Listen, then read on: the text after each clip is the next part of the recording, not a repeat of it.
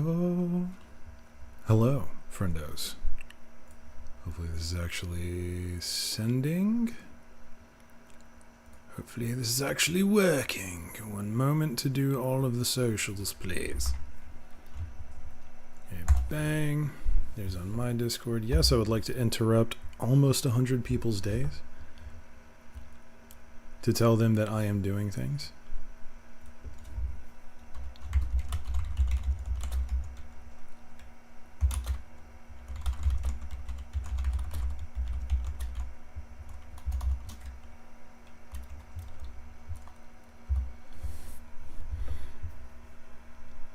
And I believe that is all.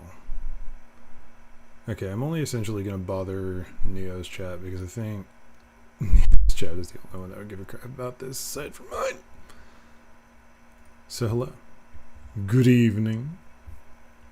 I read that and immediately my brain went straight to Marlon Webb. Just like skidding in on an icy sidewalk or something. Just good evening. What's up, Bone Tower? How you doing? I hope you're well. Hope you're having a fantastic day. Very different stream today. Very, very different. Good evening, Dave. How are you doing? I am doing quite well.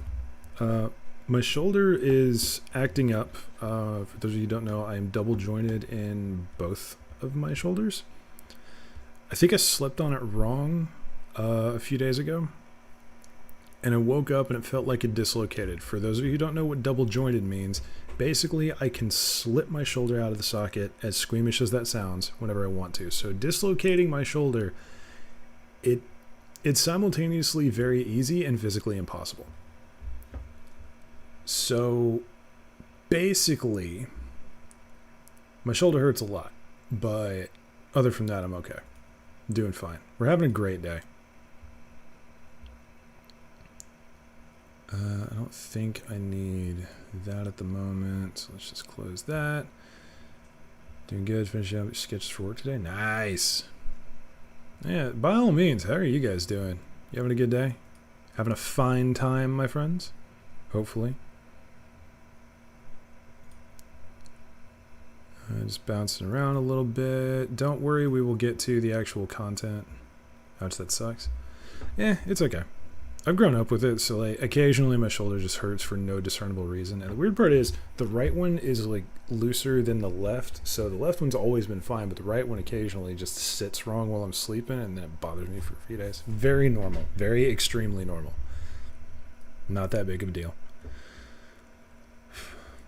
But yeah, how are you guys doing? I hope you're having a wonderful day. I hope you're interested in some world building.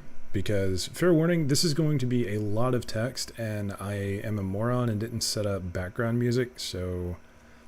Actually, I might be able to fix that now. I have, doing good, got some hot cocoa? Hell yeah. Did you make it from scratch, or is that powder stuff? Because I'm not going to judge you either way, but I do like to know. Because I make mine from scratch. I'm just extremely extra like that. Ooh, here we go. Okay, this might be something that we could do. This is going to be extremely ghetto, but I'm gonna have some background music. Hopefully, this doesn't bite me in the butt. For those of you who haven't heard of Techno Axe, an excellent homie. God, I hope this works. Send it. Please don't freak out. Okay, we're good.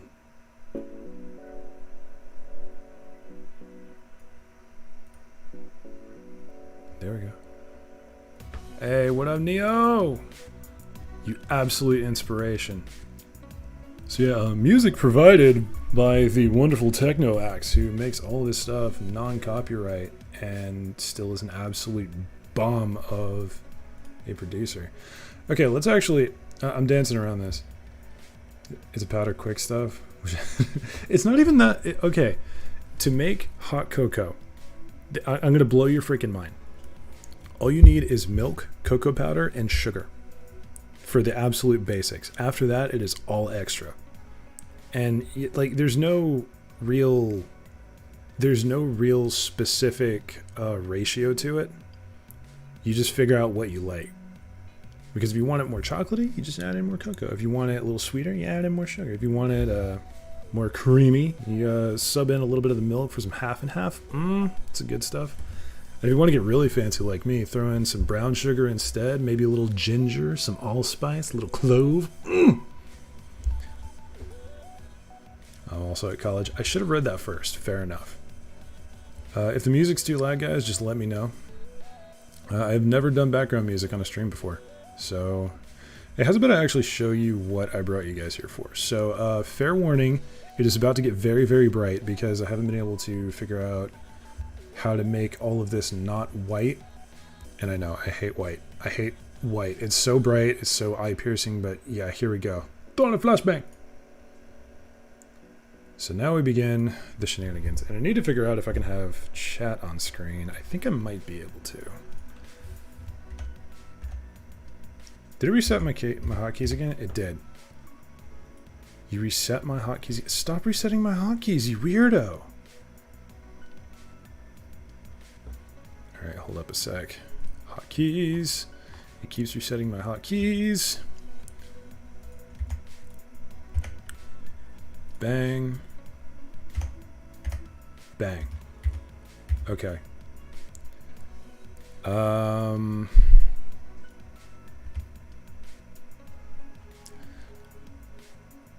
Music sounds good? Nice. Sounds really good. I might try that when I get the chance. It is, it's one of those things, like, it sounds like it's more complex than it is, but it's actually quite a bit easier. Okay, you know what? I'm going to absolutely ghettoify this and check chat on my phone. There we go. In the background, you can see like the early bits of the world building, and I will read through all of this. But essentially, what I'm doing is I'm building a campaign. I'm building a Dungeons and Dragons campaign that I'm going to bring to the channel. So everything that you guys see here, this is eventually going to be a full-on setting that I'm going to DM on my channel, because I've always loved D&D. I've always wanted to bring it to the channel, but every time I've tried, it kind of fizzles a little bit.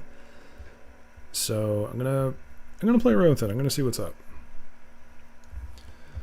And basically, the point of doing this on stream is I would like you guys to see what's going on and maybe contribute if you feel yon urge. Thank you, computer, for informing me that my SteelSeries keyboard has an update. That is very much appreciated. Definitely needed that information. Totally haven't been avoiding updating that for like a year. I'm just kidding, it's probably been like 4. Anywho, yeah, let's actually get into the meat and potatoes of yon world building. So, the entirety of this actually spawned from me finding old episodes of Code Lyoko. So there is going to be a little bit of a VR component, which is very strange to say. But here you can see the very rough setup of Falcon City, which is going to be our starting point, more or less. Let me actually pop up to the history. And I'll read through all of this, I promise. And here's the full-on timeline. I'm still fleshing all of this out. Afternoon. Hey, what's up, Bishop? Nice to see you wandering in here. I'm sorry. Anyway, so the basics of this, the setting, anyway. This is Earth, somewhat post-apocalypse. So the gist is around 2050, as you can see here, there was an asteroid that was later called the Ark that slammed into the Earth at the Marianas Trench.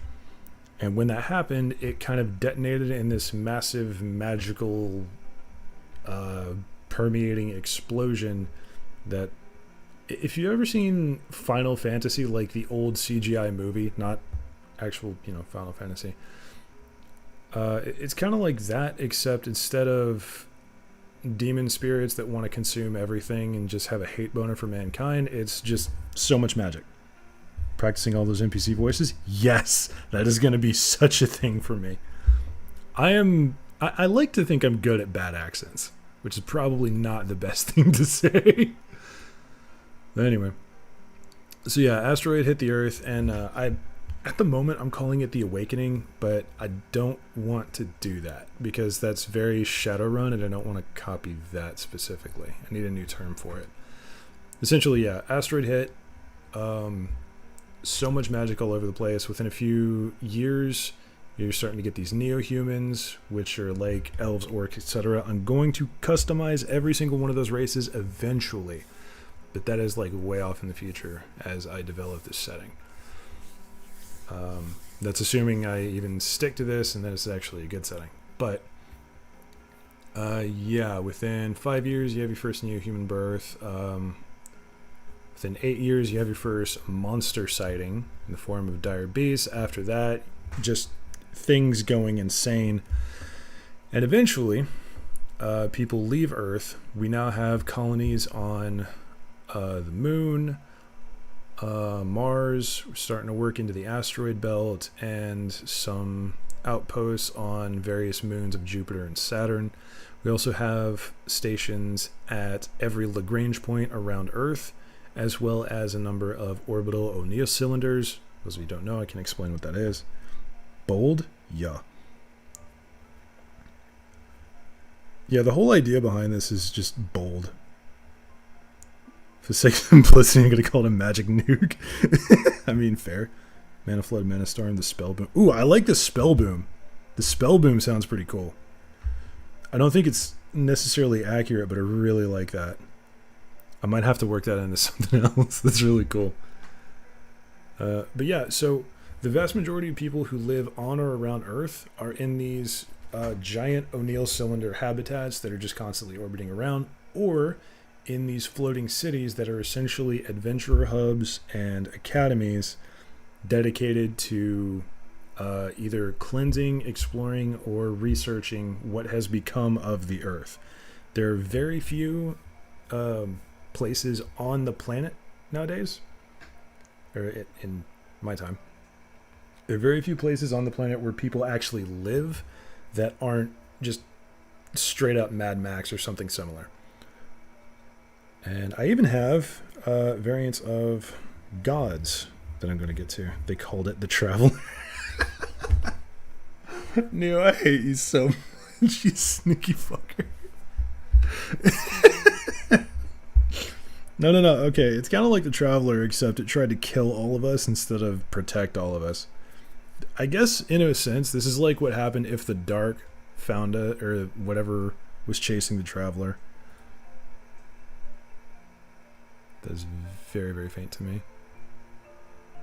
Turn up the music just a bit. Actually, no. I'll turn it. Okay, that'll work. I'm going to be very scatterbrained, fair warning. Remember what scientists call things and what the common folk call things can be very different. People can call it the spellbomb and have it be the same thing. That is true, actually. That is a good point. That is a good point indeed. Might have to work with that. I think I'm still pretty far away from having like designations. They call it the Traveler, but evil.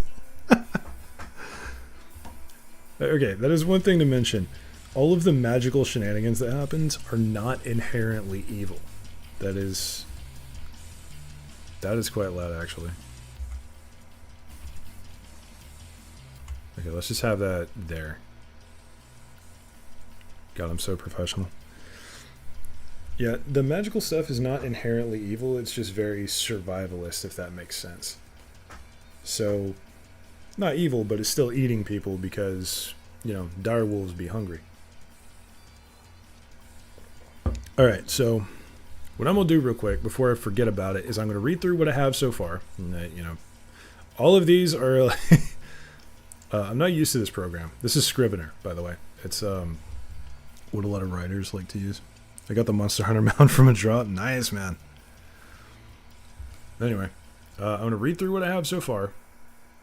And actually, do I want to do that? What do I want to work on today? I was going to do the Pantheon. Which you can see some of the Pantheon here. I'll get to that if we get to that.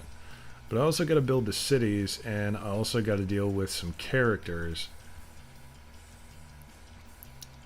Let's focus on big stuff right now. Let's focus on the timeline. 80%? Nice, Brody. Good to see you. Thanks for stopping by. Do druids still live on Earth? That is a good question, and I'm so glad that you just hit me with that. I haven't thought too much of druids and rangers and like nature magic yet. That's definitely going to be something that I gotta kind of consolidate. Ooh, where would I put that? I guess that would be under Pantheon, maybe. So we add. Let's do any text for now. The druidy things, I can rename this later. So,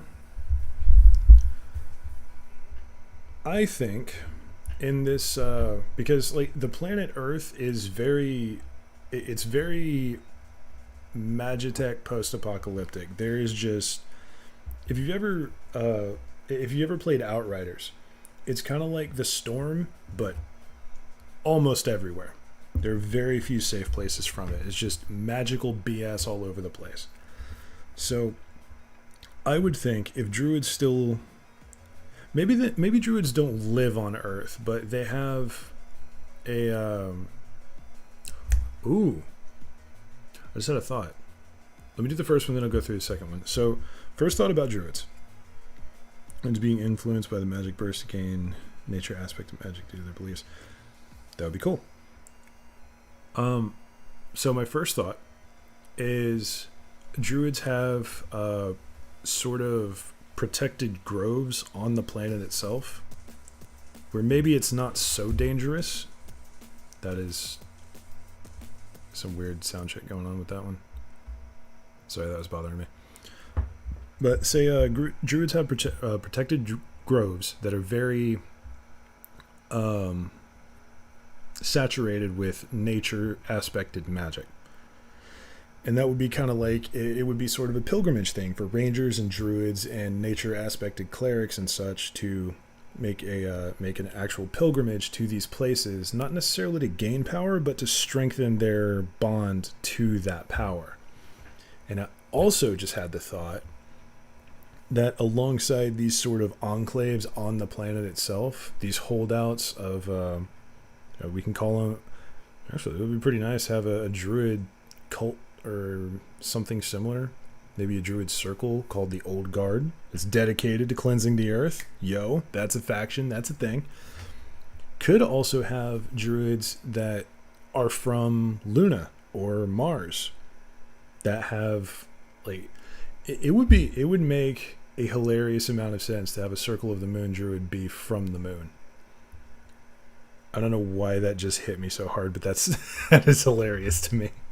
Anyway, so what do we think about that? What do we think about the grove idea on Earth? Like, amidst the absolute chaos, we have these little oases of druidy things.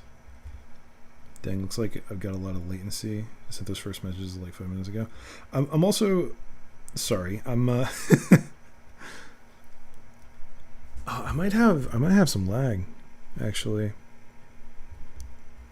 Hold on.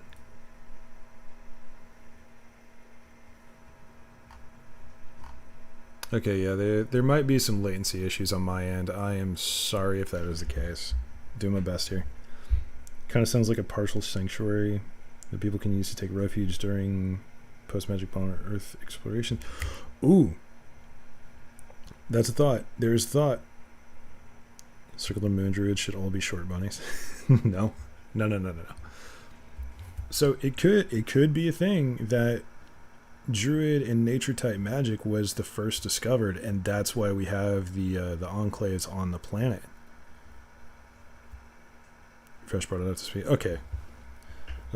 God, I hope it's not my end. If it is, I'm going to be very sad. Okay, so let me write that down. Let me throw some notes in here. Nature magic was the first discovered. I'm gonna pretty this up, by the way, like in the off time where I can think without having to look at stream. There's no offense to you guys. I think clear when I'm doing stuff on my own. Like, feel free to use something I say if you like it and feel it fits. Hell yeah, that's the point of the stream, man. So you guys can pop in and contribute if you want to, and just shoot the breeze while I embarrass myself for my creativity. And resulted in the creation of the Sanctum Groves. People found refuge following the... Do you want to call it the Spell Boom? I'm going to call it the Spell Boom for now. That'll be a working title. I can change it later if I need to.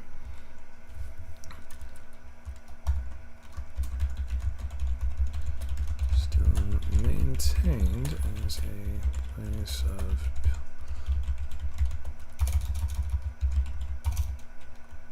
How did I...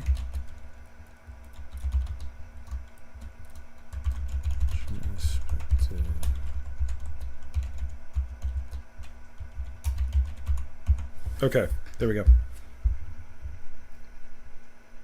Do you call the Druids as a whole organization the Gardeners? Yeah, I think that would be more of a faction, not necessarily... Because when I say Druids, I'm talking specifically about the class. Charged with restoring the realm. Like everything else, people in power be lazy. That's actually kind of getting into the deities part, but yeah, we'll talk about that in a bit. But yeah, having a druid circle that's kind of just dedicated to restoring the earth, I love that, because I've already got a deity that's kind of in the process of doing that, but in a different way. So that I love that. Thank you guys for that. That was a great suggestion. So. Actually, real quick, let me take you through the timeline, what I have so far. And I'll read this out, and I'm going to do it all the way through because I'm going to get distracted otherwise. So here's what I got so far for the timeline. Year 2050. Impact. The asteroid, later known as the Ark, seemingly comes out of nowhere in the night sky above the Marianas Trench and slams into the Earth. Massive bursts of vaporized water and soil blasted into the atmosphere resulted in... swift climate change and nearly a new ice age. Upon impact, latent magical power inside the Ark detonated and started infecting the entire planet. Within 1 year, everyone and everything was soaked in magic. Creatures, plants, and even the planet itself began to mutate with this excess of new energy. 5 years later, year 2055, first neo-human birth, an elf, is recorded in Moscow, Russia. Hours later, the first orc is born in New York City. Then reports began coming in from all over in the following months. Races thought purely fantasy are being born from normal people, average humans. The entirety of the biologist community began researching what else is happening to the human genome. Music got very, very quiet. It's still there, it's just a quiet song. Okay, we're fine. Kind of thought that someone uses Stormblood as a reference. There would be an underwater biome created by druids who are able to breathe underwater and can support life. We can totally do. You know what? I'm gonna throw that down. Ooh. One sect dedicated to the study of the asteroid itself near the I'm gonna say Marianas. How's it spelled? Because I spelled it right over there. I can't remember how to bring, guys.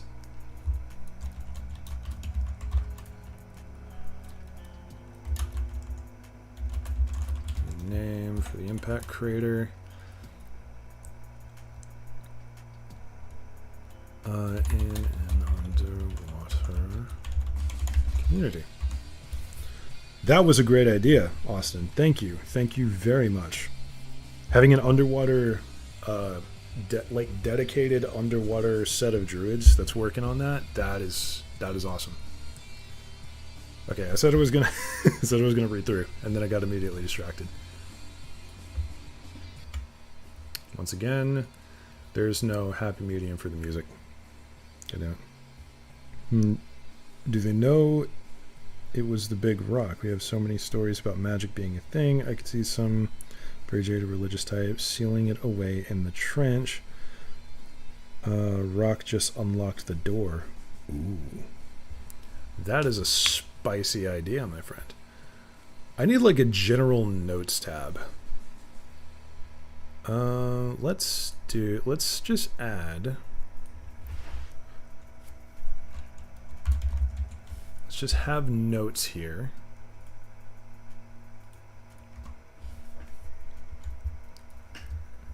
So,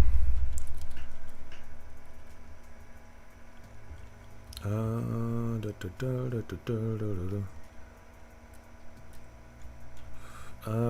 trying to figure out how to word this. Say alternate theory.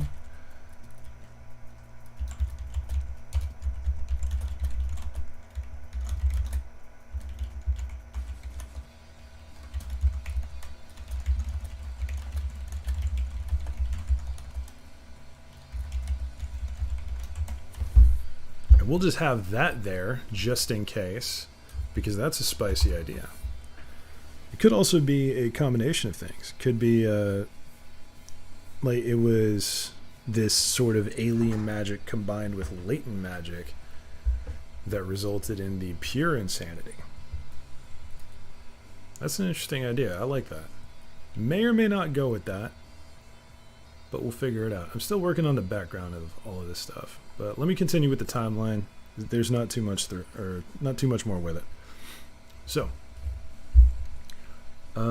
we stopped at the first new human birth. So, year 2058, the first monster sighting. A hunter in Texas, shout out hometown, brings back the remains of a wolf the size of a horse with the fangs from 3 more to prove his story. Dire beasts began showing up everywhere within the year. Stranger sightings follow. Branching off of what you said, Bone, there can be a conflict between those that worship the rock and those who want to study it. The consequences could be decided later. Good idea.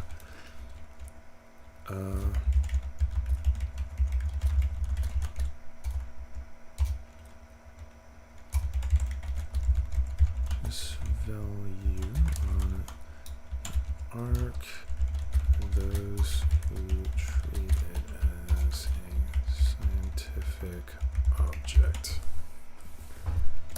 Good thing. Good things. You guys are spicy. This was a good idea for the whole world building thing. This is, I don't know. I'm having fun. This is great. You guys are amazing. Absolute units. Alright, so where was I? Right, so the 2058. Year 2061. Scientists confirmed the existence of vampires, werewolves, zombies, and many variants of goblinoid and feral orcs that just spawned from mutated fungus. Shout out 40k, Warhammer 40k, because as much as I hate those devs now, the setting's bomb. Yeah, sentient fungus Engi boys, and a slew of other nasty creatures. An initiative to leave the planet begins. Year 2066. The first dragon sighting above Sydney, Australia. Lol, Australia gets all the monsters.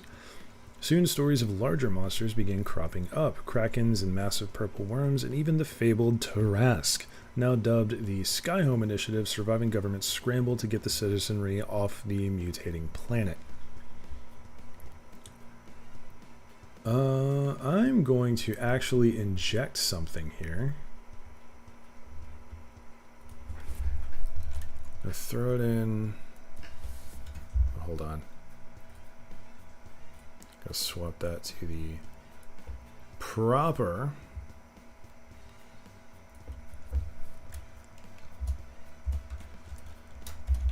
year, let's say 2059, because I really like that Druid idea.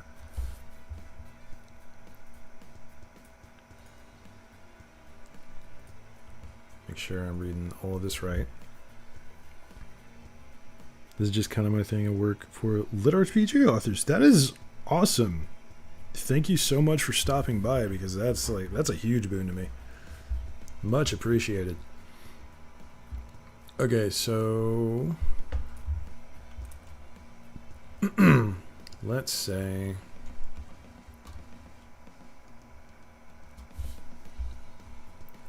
actually I need to do a little prep work on this. So year 2052.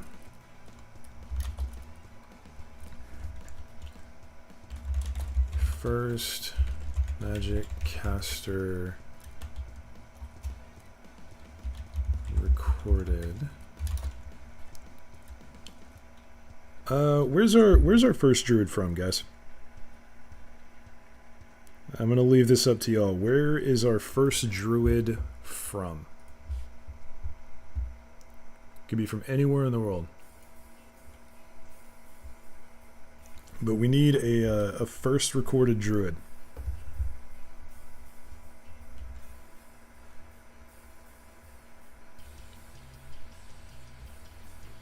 We're not moving until someone gives me a suggestion. I really do like these ideas, by the way. The druid thing was such a thing. Canada. All right. Let's say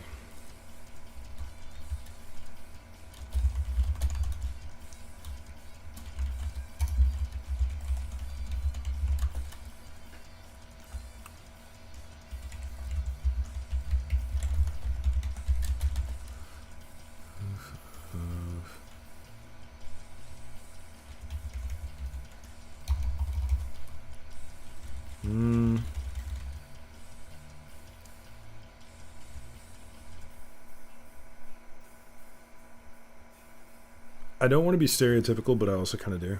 Mexico. Broody, what the hell? Canada was first. Because I'm stereotypical and I'm sorry.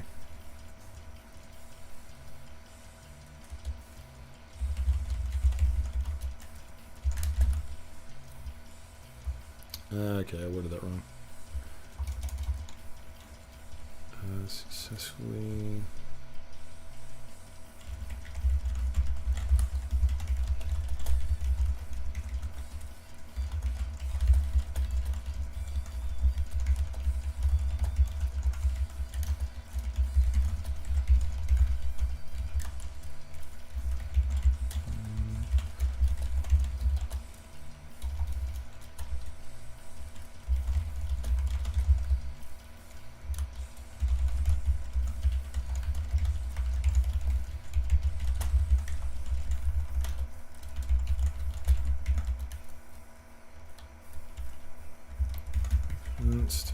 as the first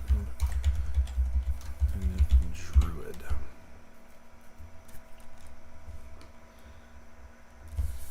Okay. So it makes sense with all the wilderness and creatures out there. Yup. Honestly, it could literally be anywhere. You could have you could honestly have a druid come from anywhere. That is totally a thing. Alright, so now...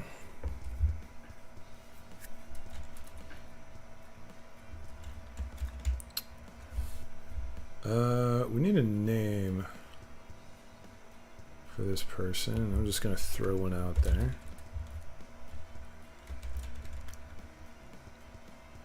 Let's say...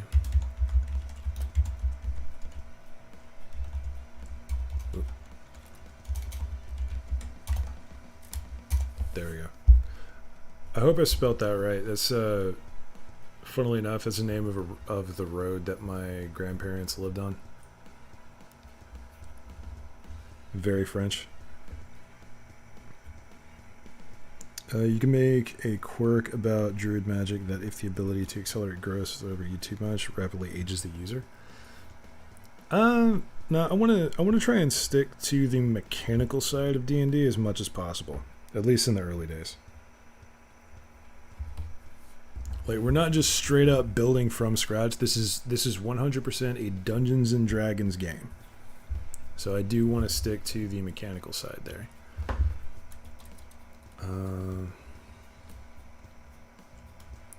Let's go with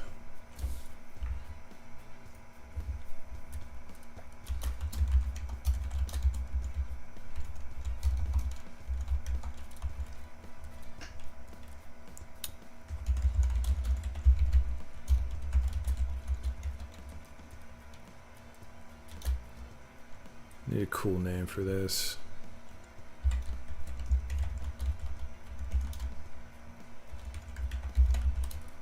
Call it Circle of the Sanctum. That sounds pretty cool. And that's where the name Sanctum Groves came from. Sanctuary Groves. So this is amazing. Neo, I very much value those words. Like, you have no idea how much those 3 words just made me feel. But what is the amazing part about this? Because I'm legit just throwing shit at a wall. Having a good time? I'm glad you're having a good time. I'm having a great time. You guys are extremely creative and so many good ideas. Let's say first Sanctum Grove is complete.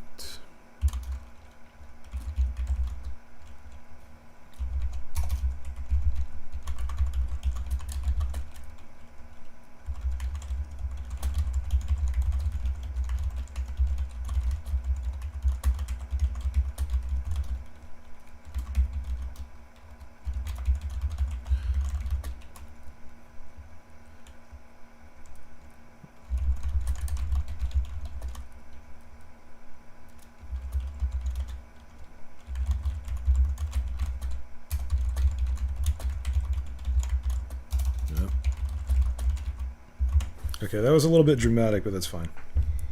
World building is always fun. I agree. However, a lot of people see it as boring, sometimes even myself. If I'm really not in the mood to world build, then bruh, you can't get anything out of me. I just realized that I stopped at some point. This is the part where I got to start editing some things, because I've already sort of kind of decided that the safe zones are government controlled. That doesn't work anymore. Or maybe it does. Maybe the government moved in and started controlling stuff.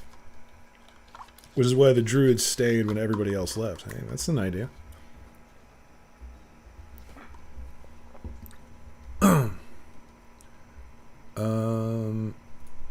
How's about...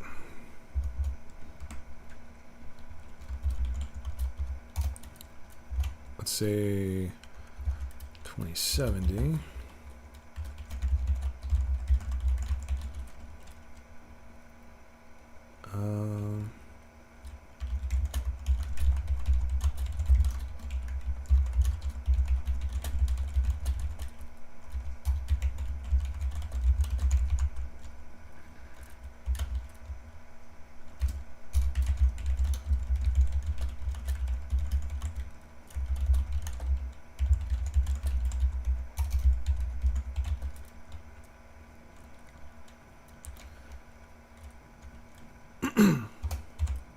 Don't know what else to put there quite yet, but I do want there to be some tension between official governments and anyone who stays back on Earth.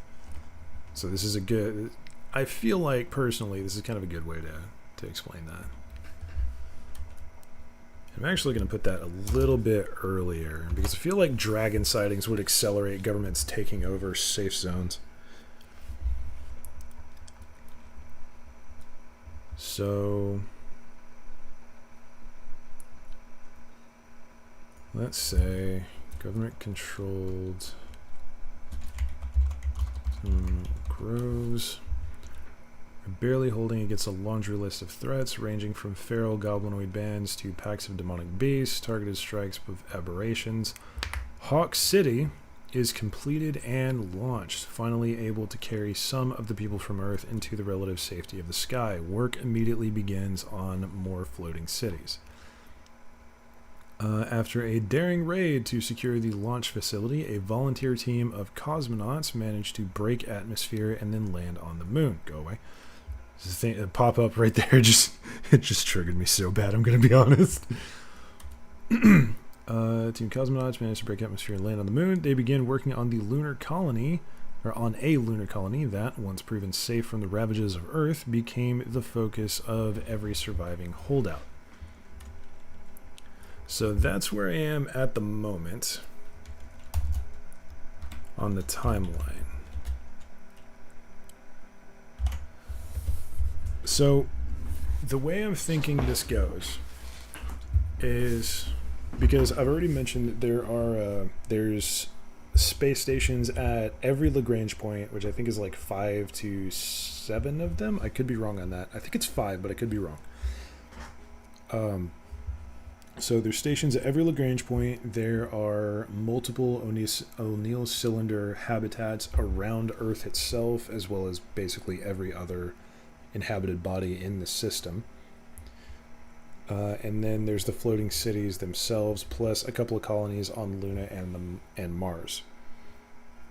So the question now is, how do we get to that point? So I would say that Luna would be the first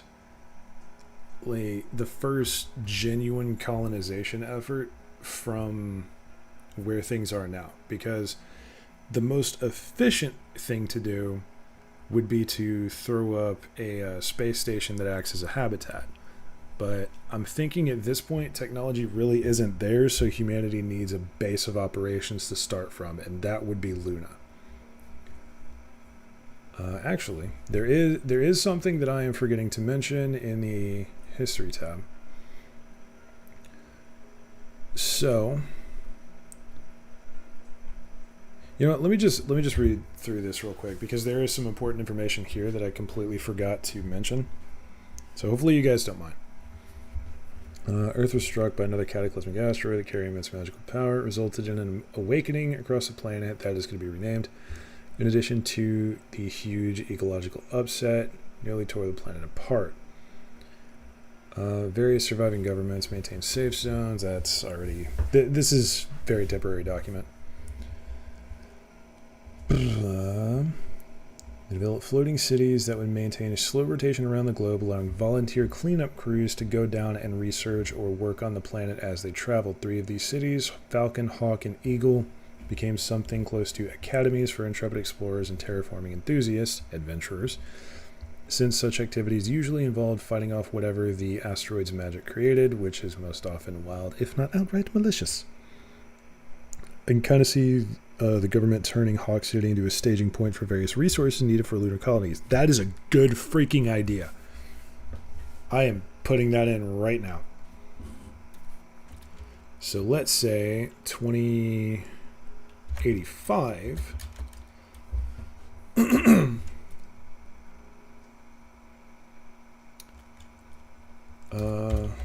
Hawk City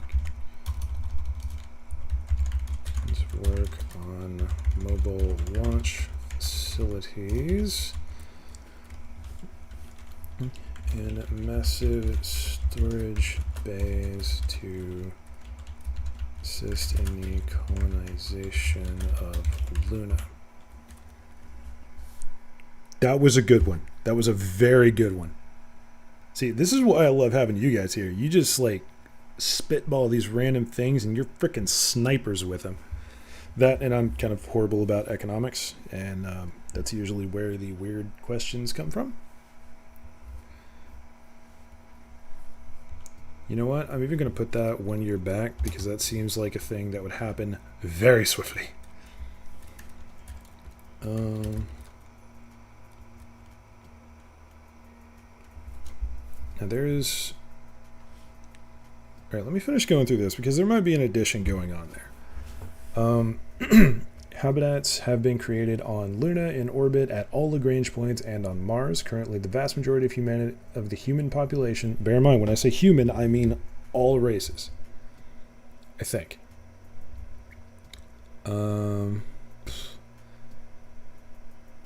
Yeah, so the vast majority of the human, heavy air quotes, population is either on Luna or Mars, with a good chunk still hanging onto cities above the Earth. I was half awake when I wrote this.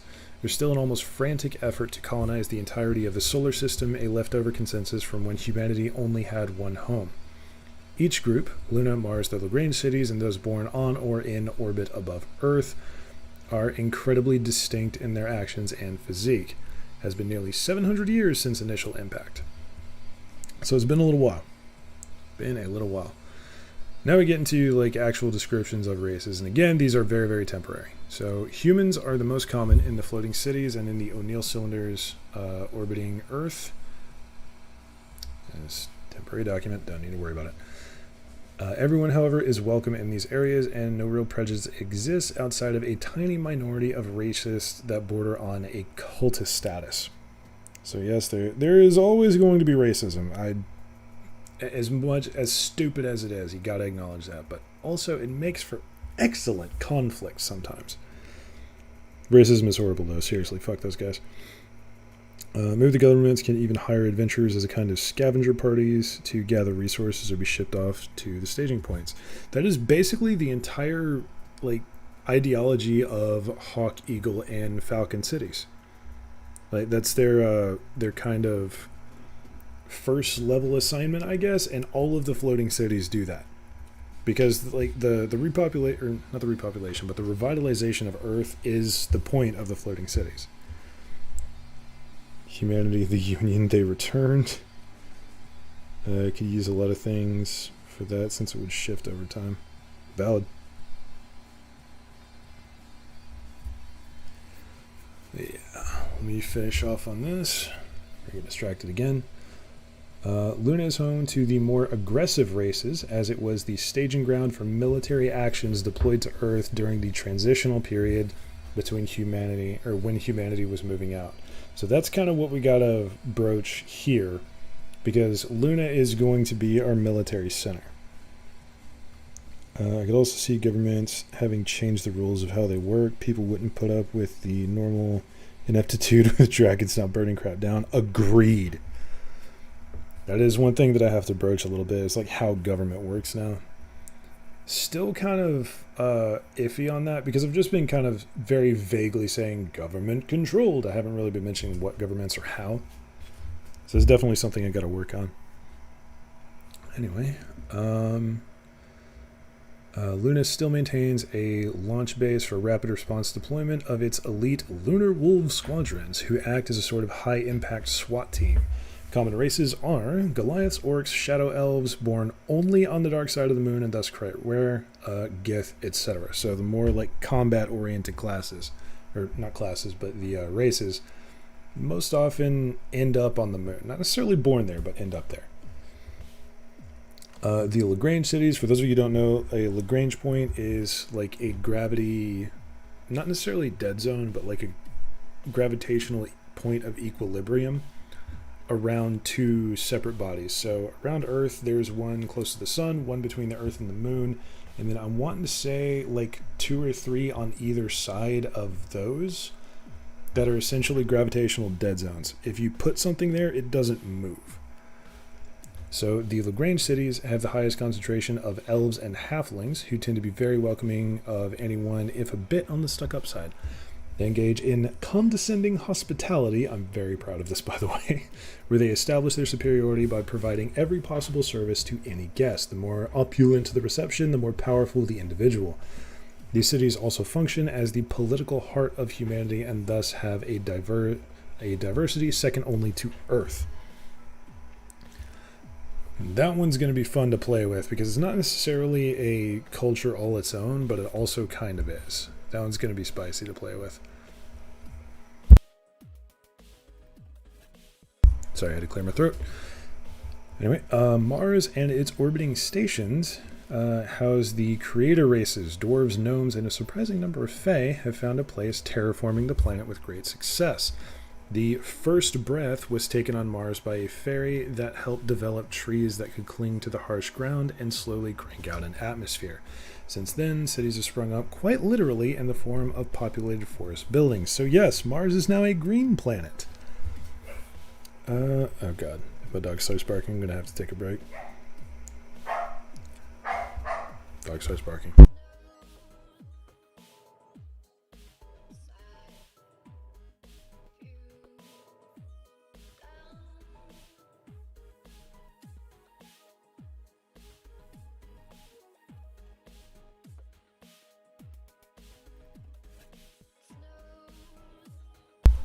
Okay, guys.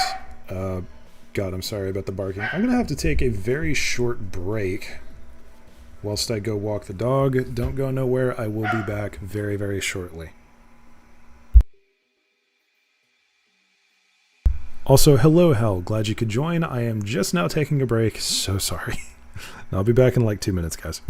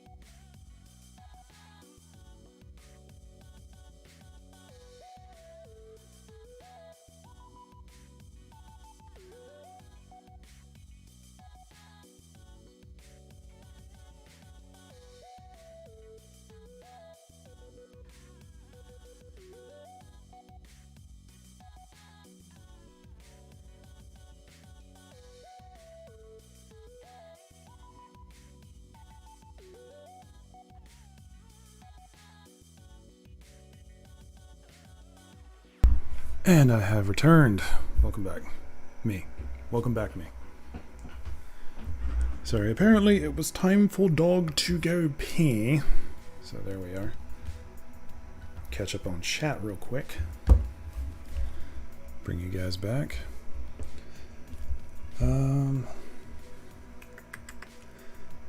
When humanity left in massive super rich, were lost in action, left behind.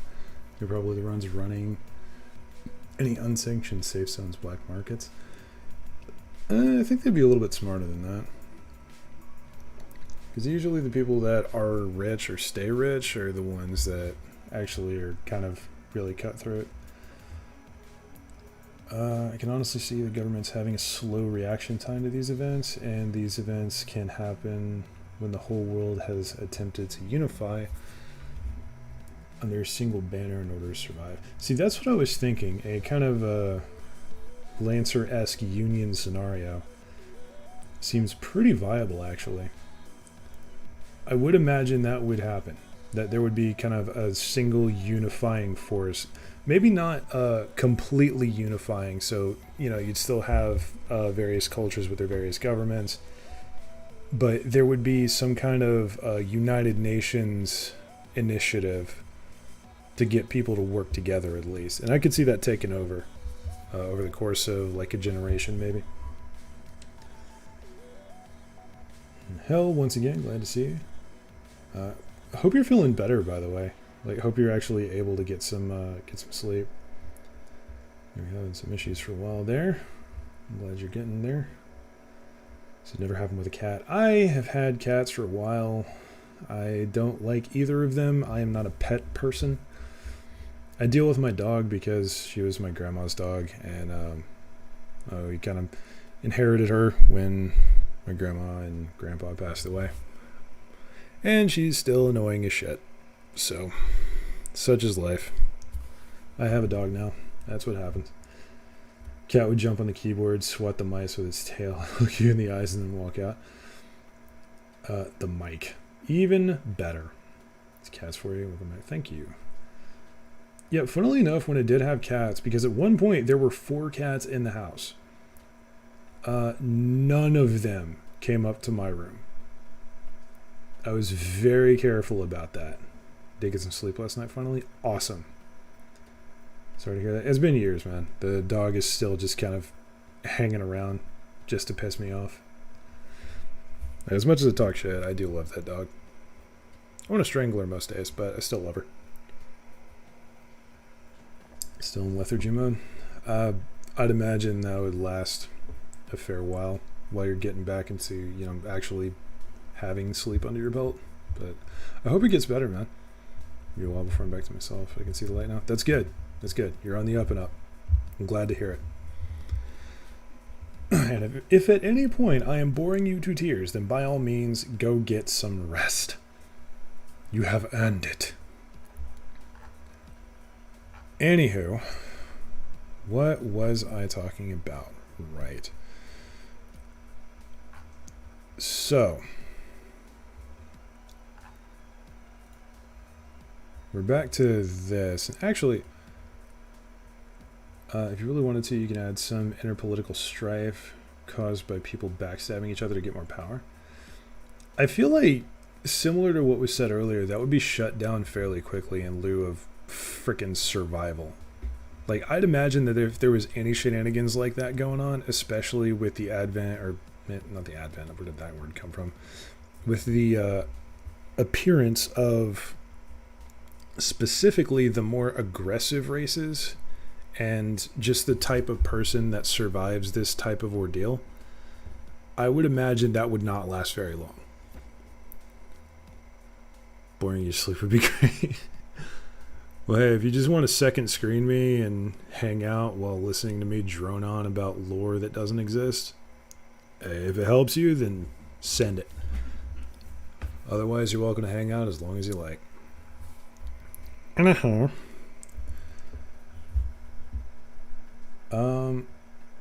Actually, I'm going to let you guys decide because I feel like this is... Actually, no, this is kind of a good spot to continue. So, Hawk City begins work on mobile launch facilities and massive storage base to assist in the colonization of Luna. This could be where our lunar wolves come into play, actually. So, let's say...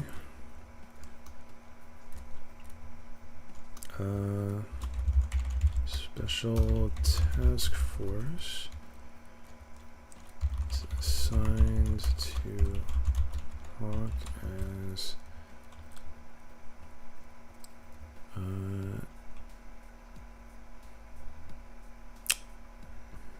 let's see. It's very true, but I wouldn't be surprised how creative some of the scumbags can be. I'm not either, but the more dire a situation is, the less people have tolerance for BS.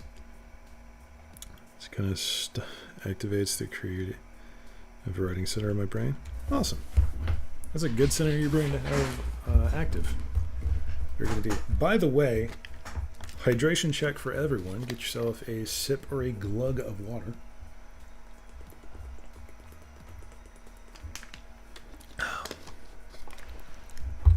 I am drinking coffee, but I do have a couple of bottles of water with me. Stay hydrated, kids. Lights out, can't see keyboard. Yeah, fair. Okay, so Special Task Force assigned to Hawk as, let's say, this and escorts.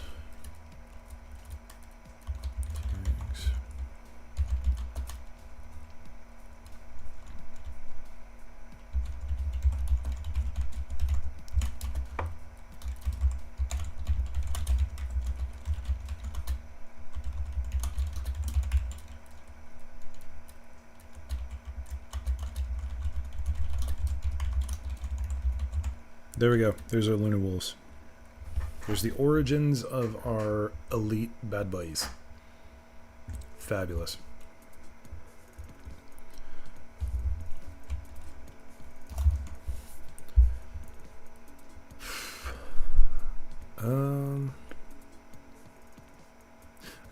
I'm kind of interested in talking Pantheon real quick. Or we could talk about Falcon City, because I haven't really thought too much about what Hawk looks like, but I have started on Falcon, which is going to be kind of our the place where everyone actually does stuff. It's our area of operations, shall we say? So what do you guys think? Do we want to continue on the timeline? Do we want to continue spitballing random notes to see what we can get off of that, which has been really spicy, by the way? Or do we want to talk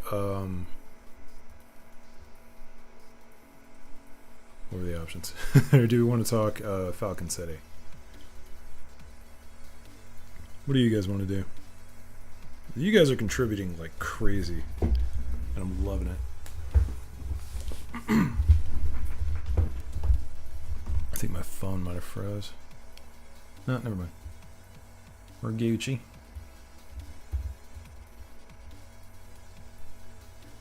I'm gonna be honest, I'm vibing today.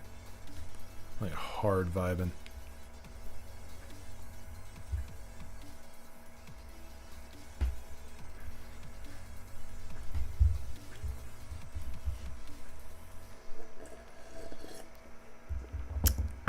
Coffee. Coffee go brr.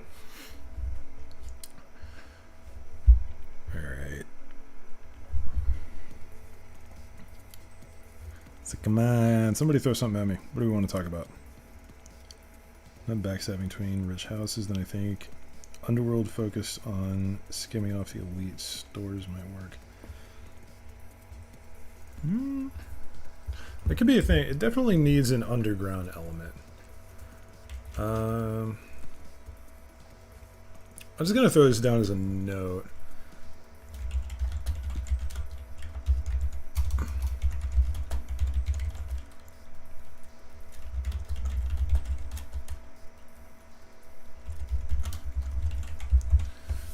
I'm just gonna call the initial landing of the arc impact. I don't think I have an actual name for it yet, so let's call it there.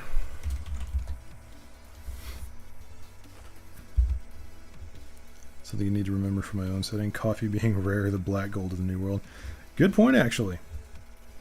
Well,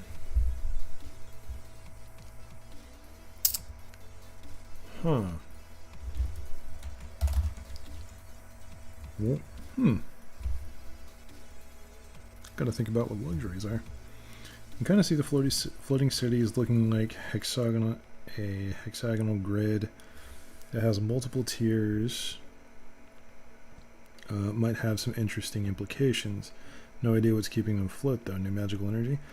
That is something that I do need to figure out. I've been, for a while I was watching this this other YouTuber known as Isaac Arthur, who loves to talk about sci-fi stuff like this. So I would say that this is definitely a new magical energy kind of thing. Like the very first arcane mages put in a lot of work for the creation of the floating cities. So when was our first okay, so like 2 years after the initial impact was our first caster.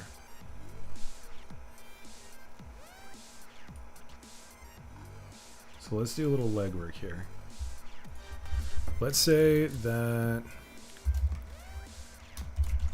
year 2056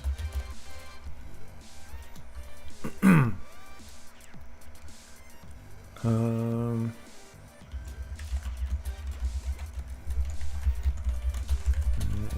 researcher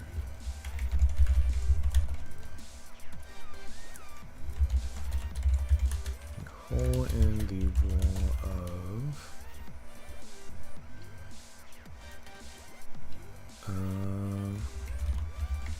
let's keep it simple.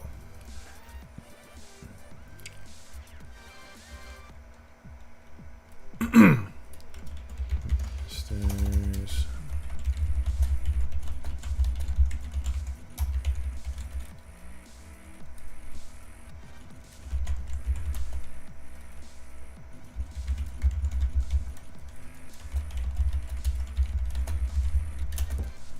I know there's a lot of redundancy here. I'll pretty this up later.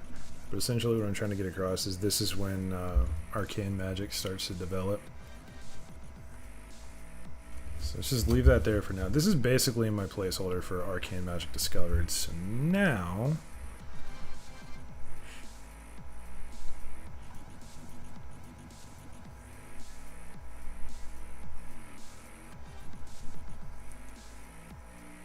let's say...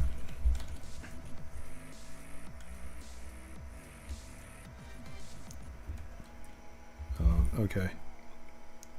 I may have looked away from chat for a second. Like a thieves guild with sort of Robin Hood angle on things. Obvious potential for corruption. Yeah, that is a thing. That is a good idea.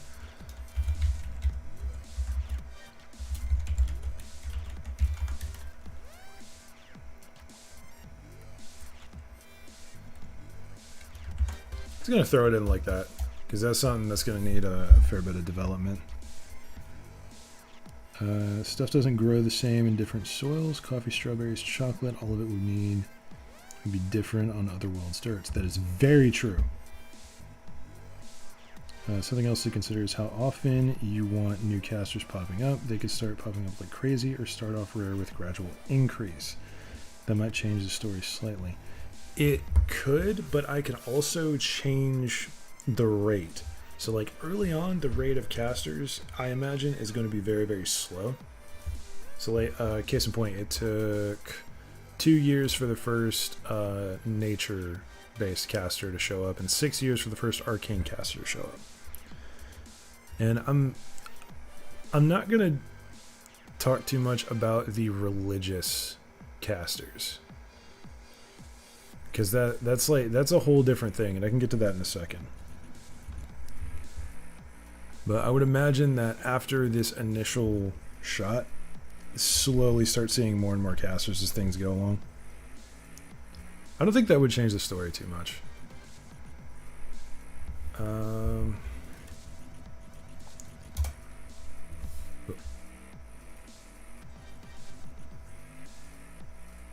Yeah, I accidentally did that. Okay. You know what? Let's get kind of spicy here. Instead of surviving governments, let's say...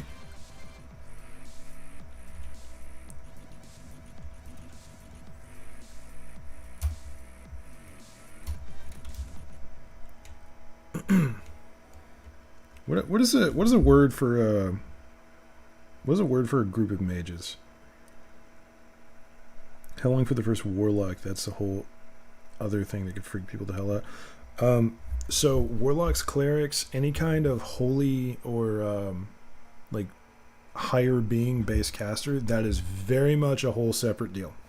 It is all related to what we've done so far, though. I promise. They worship the thing that gives them magic. Yeah. Let me clean this up real quick, and then we'll talk Pantheon. Because it is not the same as in D&D. So, let's just say for now a wall of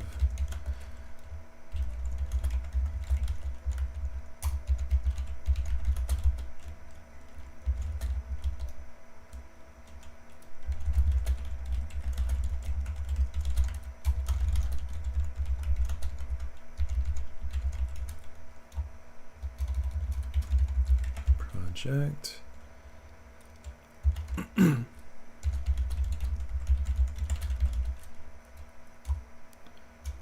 Let's say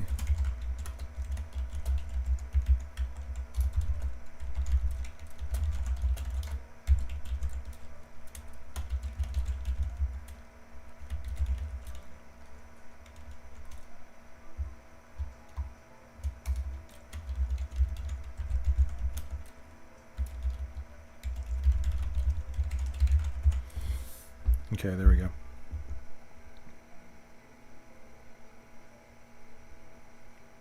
Ooh boy, that was a lot. Yeah, you guys popped off. Conclave, Coven, or Circle. Circle's kind of more druidy. I think it's more druidy anyway. I think I remember it being called something like a Circle of Magi. Coven is usually witches. That, fair point. Coven can be a little bit more versatile. Actually, you know what? Let me Google real quick because I'm curious.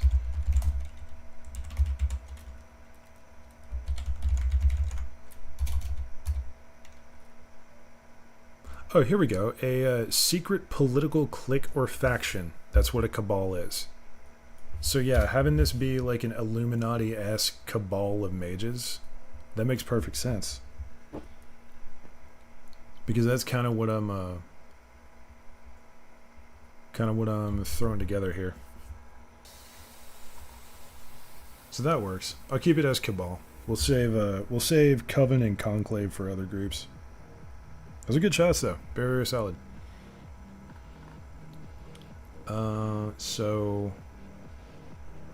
thanks for reminding me about that, by the way. Like the actual method that floating cities actually float. Ooh, here's an idea.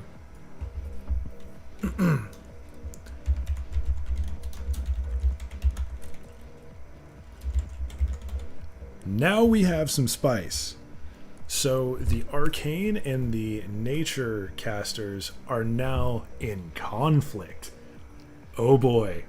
And this gives us... Ooh. Now we have some potential for magical, or primarily magical leadership. Ooh.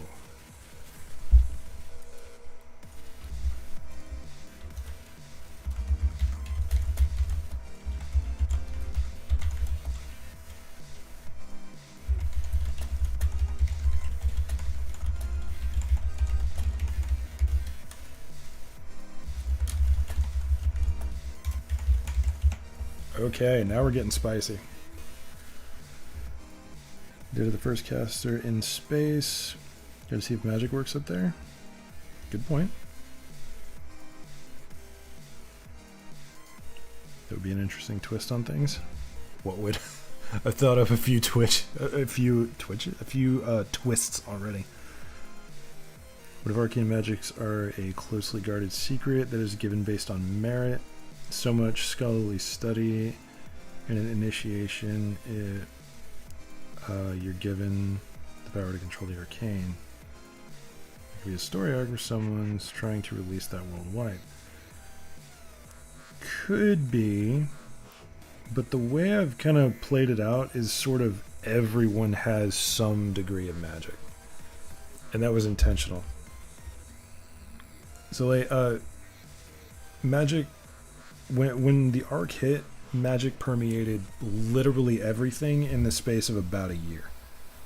And it is like really soaked in and baked into everyone's existence by the point that people actually got off the planet. The reason I did that, the reason I'm wording it that way, and I don't want magic to be sort of this very tightly guarded secret. I want it to be very common because a lot of the classes in D&D have a magical option. So literally anyone, no matter how much of a martial class you are, literally anyone can learn how to cast a spell.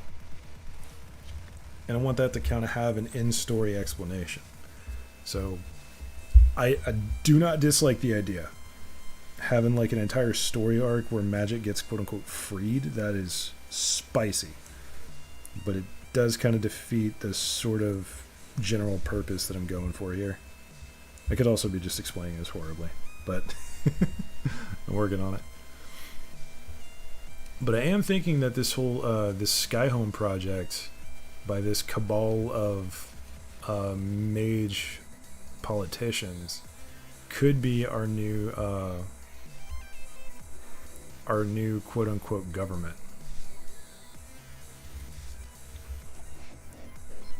You could work that to where secrets to control are closely guarded by certain individuals. Once again, I want magic to be more of an open source kind of deal. Like, everyone can access it, but not everyone masters it. So, like, high magic, like, high level wizard shit, then yeah, that's still a very much that's still very much a takes years to learn sort of deal. But just being able to do, you know, basic magic stuff, if you put in the time and effort and, you know, a level into that, then it wouldn't be too hard. I am going to add a little something extra.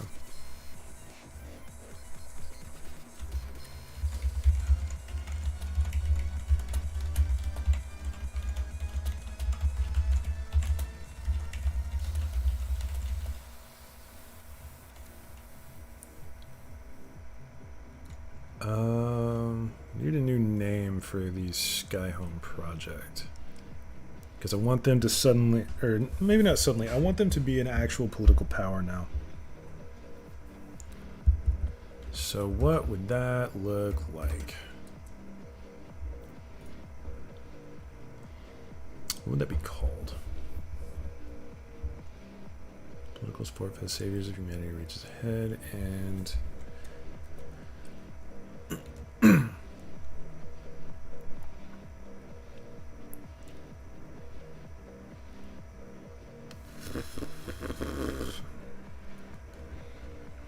first ones on Mars are the Druids, perhaps the ones in conflict with the government at the time, told to bring life to the dead world. They expected to be one true. Decent idea.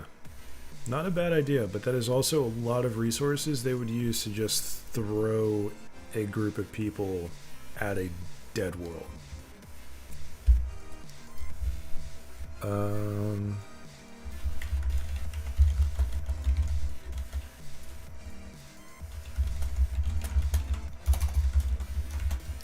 Just throw that in the notes, because that's a good idea. It's kind of a world where people have basic abilities like curing minor wounds, prestidigitation, maybe some minor damage cantrips, but getting further takes effort. Sort of, kind of, sort of. Like, not everyone is born with the ability to use magic. That would still be a sorcerer kind of thing. But everyone has the potential to learn how to use magic. So it's the same as, like, gaining a level in a class, or maybe getting a feat. That's what it would take to learn how to use magic. So yeah, there could totally be people who just, like, especially variance humans, that just have the magic initiate feat and can go around popping fireworks and shit with their hands. Druids in space. Yeah, there you go. Alright. I still need to figure this out, though. Skyhome project, what would we call it? Let's call this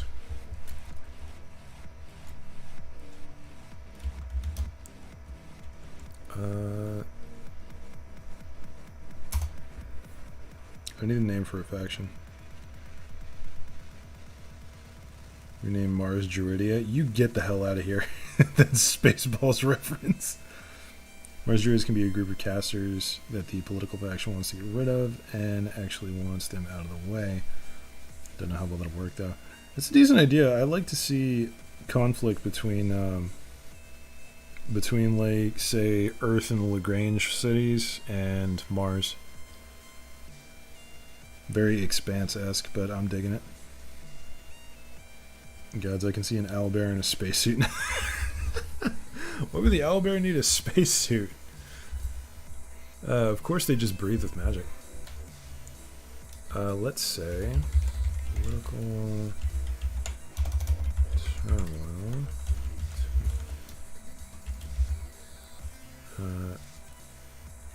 Earth and Mars. Throw that in there. Skyhome becomes Reclaimers. I like that.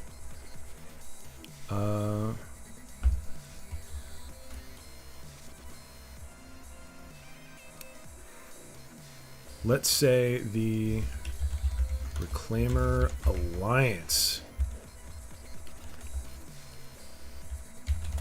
formed with project leaders and surviving government officials. There we go. So, Reclaimer Alliance. How do we like that name? Because I think it's a really spicy name, but it is also something that I just thought up and I'm really excited about. So you guys tell me, how dumb does that sound? Is that good or is it not?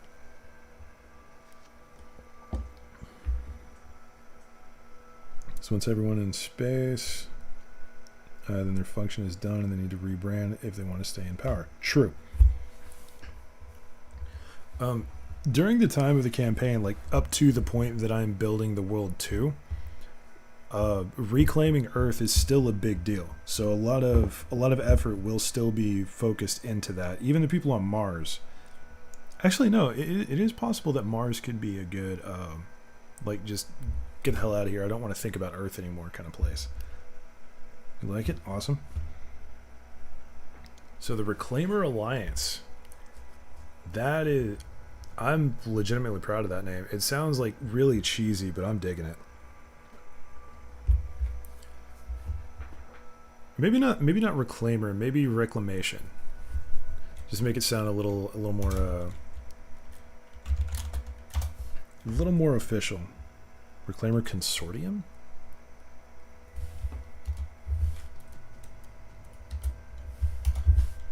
Hold on. I gotta look this up. Consortium. An association typically of several business companies. It's not a bad idea, but I don't think it really captures what I want people to think of. Like, good idea, just not exactly what I'm shooting for. So the abbreviation is RC. I like the name. It could also give way to potential inter-alliance conflict later down the line. Yeah. Your Reclaimer Consortium sounds kind of like a shop. Yeah. Consortium does seem more like a business term. Still be interesting to work in the story. I mean, we could combine a couple of these. Like, the black market shenanigans could be a consortium of various businesses that are working together.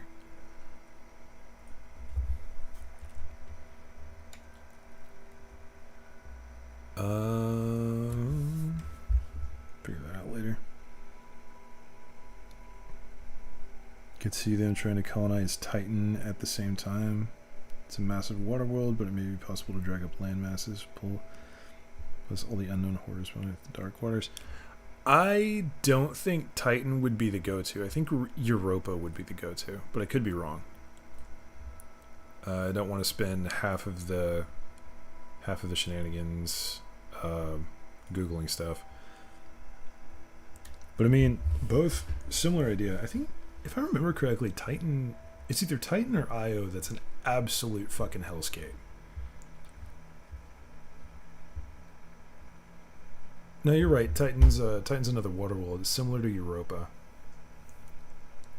I think Titan, Ganymede, maybe, and Europa are the ones slotted for basic colonization. This could be a good place to have scientific outposts.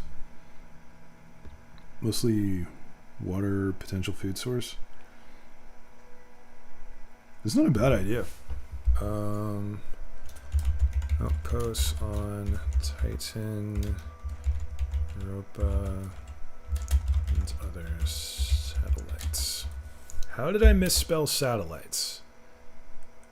2 L's. Okay. You know what? I'm not even going to put a question mark there. That one, I want that one to happen. I want there to at least be scientific outposts on one of those. So that was a good idea. Thank you for that.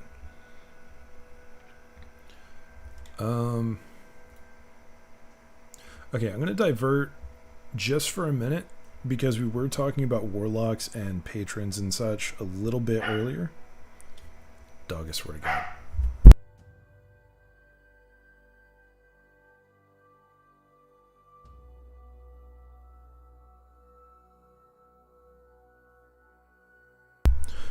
Sorry about that, guys. Whenever my dog hears me talking and getting excited, she immediately wants to be part of the action and or scream at me for not talking to her, even though I just walked her like 20 minutes ago, or half an hour ago, or however long ago it was. Titan idea can branch off of my underwater habitat idea that I mentioned earlier. That is a good point. That is a good point. That is a very good point.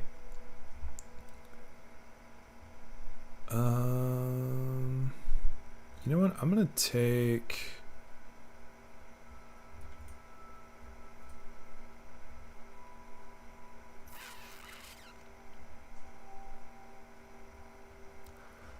I'm gonna leave that there, but I'm also gonna put in the notes here. Habitat maintained by Druids on Earth. Potential extreme weather habitat maintained by nature aspect caster volunteers. Keep that one nice and versatile. And what I just wrote, that can work for literally anything in the solar system. Like, we can have people that dive into the upper atmosphere of gas giants just to set up that outpost there. That would be pretty cool, especially if they find something in the gas. You know, have a little Leviathan action going on. NASA is currently trying to design a lightweight drill that can get through Titan's ice crust to the water and deploy sonar. I have heard of that, actually. That's one of the things that I'm very excited about. Like, I have this sort of almost obsessive fascination with Titan and Europa, specifically Europa. Because I've always thought, like, man, what if there's like a whole ass alien civilization under there? And we never knew because the ice is so thick. But it is possible. Probably not, but yeah, you know, could be a thing. Maybe. Okay. There can also be a staging area on the surface of the ice crust that leads into one of the underwater habitats. Yeah, that's not a bad idea. But I mean, that's kind of a given. If there are underwater habitats, you gotta have some way to get to them. Could also just have like a freaking Doom Eternal space station that you use to teleport all over the place, but I don't think we're gonna go that far. All right, so what I'm gonna do now is I want to talk about the Pantheon, because a couple of you mentioned, one of you mentioned Warlock, somebody else mentioned Holy Casting. I want to get through that real quick, just to say that we did, just to say that I covered it here. So, gods in this world are exceedingly powerful individuals that have most often lived more than one lifetime while consolidating power. They're not actual omnipotent gods. They're not inherently divine, but can act as such through raw force of will and just straight up power output.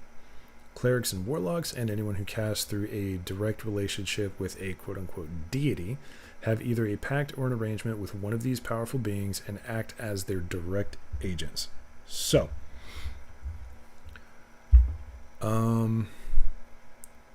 yeah, so because there's been so much time between Impact and what's going on here, there have been enough beings that have consolidated enough power to become godlike. And there's a couple of factions of those, as you can see here. I don't know if you ever played Flashback, old Sega CD game, but a major bit of it took place on a Jungle-fied IO. That sounds interesting. I have not played that, but that sounds awesome. But okay, let's go through the godly factions real quick. So you have the Order of Balance, is a group of beings dedicated to pursuing equilibrium for the galaxy, starting with their birthplace of Earth, and to a lesser extent the rest of the solar system. They do not antagonize anyone intentionally, but their methods often come off as condescending and arrogant. I didn't want to put tyrannical in there, but there's definitely a little bit of crusade going on there. And then there are the Risen. Survival of the Fittest is the name of the game for the Risen, who value power in all forms above all else. For those of you who haven't figured it out, this is straight up Jedi and Sith. I'm not shy about those being the classification. It's order and balance and just chill vibes versus raw freaking output. Go, go, go.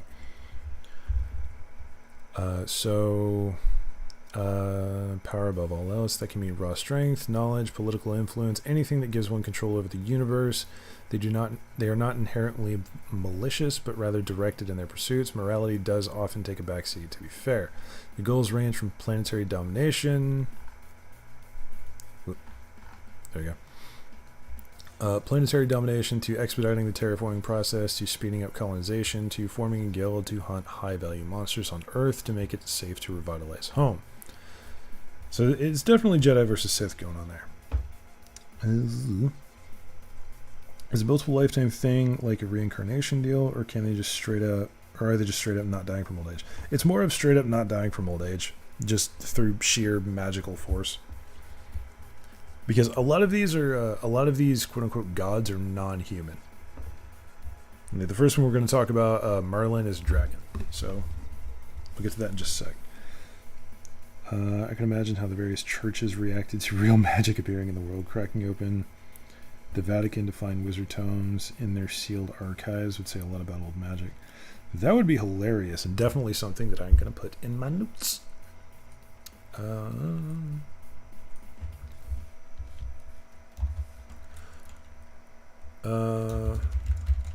Potential of old magic in just vaults.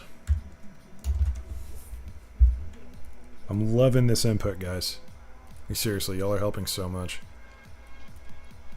But okay, so let's actually get to some deities. Never mind. Yeah, okay. So, first up, we have Merlin, the Lord of Control.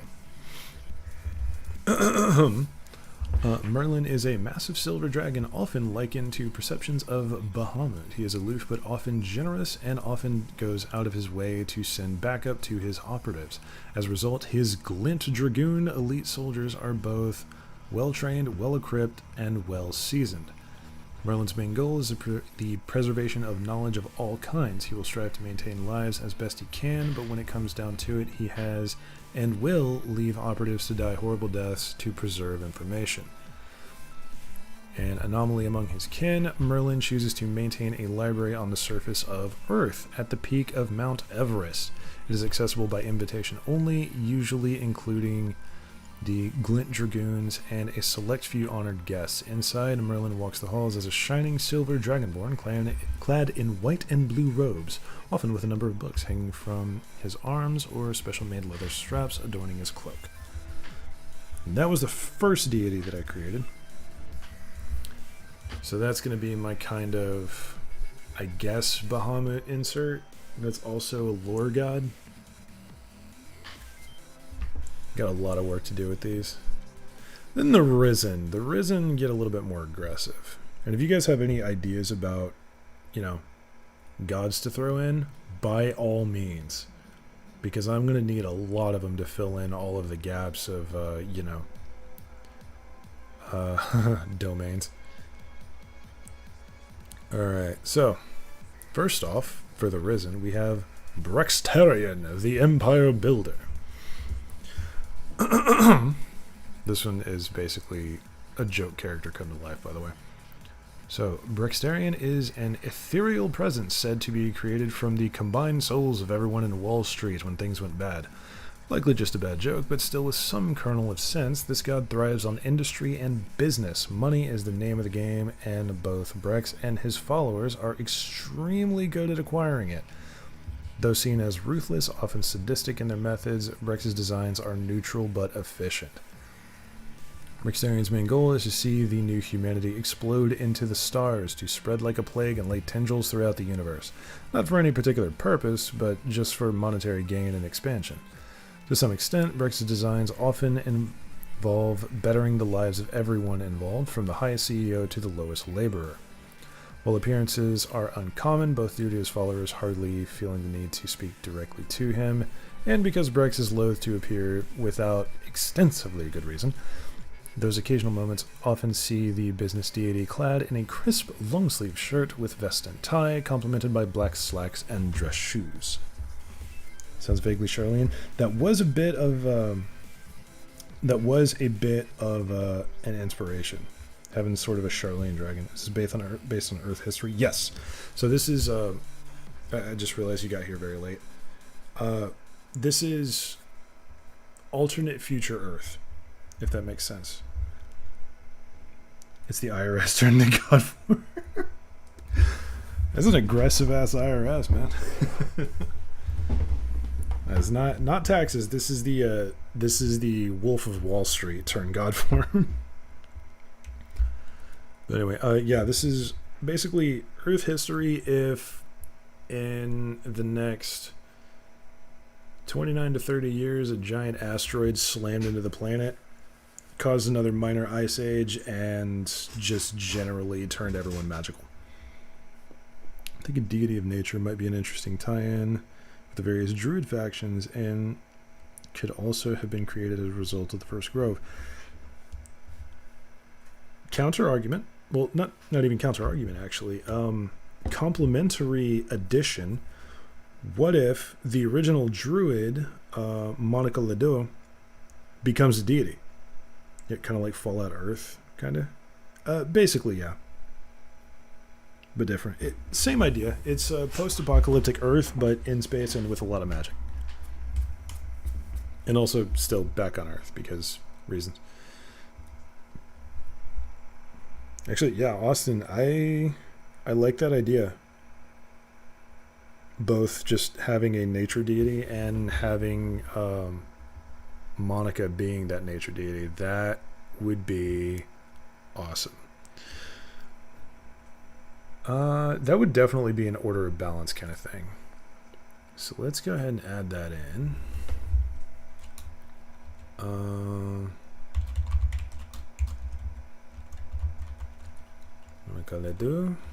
So what's her godly name? This we have to know. What is her godly title? So we have the Lord of Control. We have the Empire Builder. What is this nature god's godly title? I like the idea of the first Druid becoming a deity. Yeah. Yeah. I thought that was a really, really sweet tie-in. I can't believe I didn't think of that at first, honestly. It seems so obvious now that you mention it. Like, the second you said that, I'm like, I really should have caught this fool beforehand. Would have been pretty cool.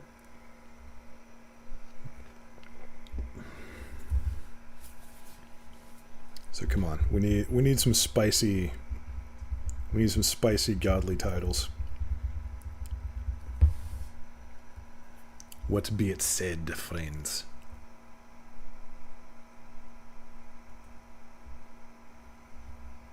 Music got quiet. It's okay.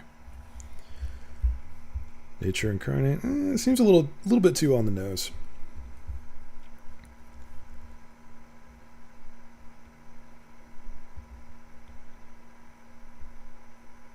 Goddess of the Grove. Grove Warden. How about Grove Warden?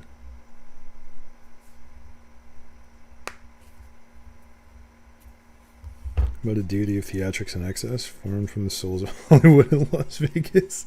Like an Elton John type of deity. Oh, that I'm writing this down right now because I just got an awesome idea. Let's call him Vice. You know where this is going.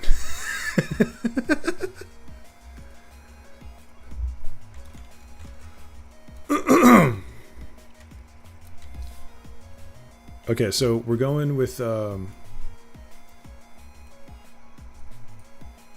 So Monica's godly title is Grove Warden, and we can get to the details of that already. But we gotta talk about the king. Okay, this is a really nice song, but that mic breaking crap is kind of annoying. So yeah, this is Elvis. This is straight up Elvis. Monica the Grove Warden sounds really good. Yes, it does. Joint Gods? Penn and Teller. This is gonna be straight up Elvis though. So how do we word this one?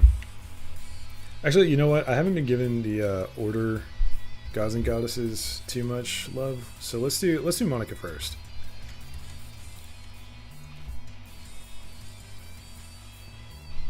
I need to figure out like a formula for these.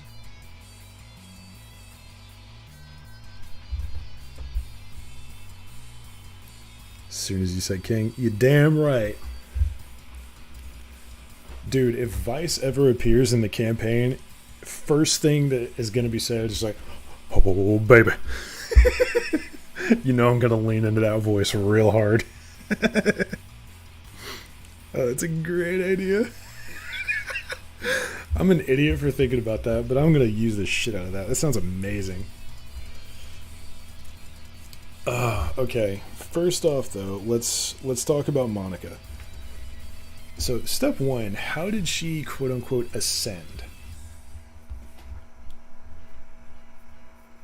Actually, we don't need to talk about ascension yet. That'll be very much a backstory thing. So, let's talk about, instead, what does she look like? What's her appearance? What does she do? I would say...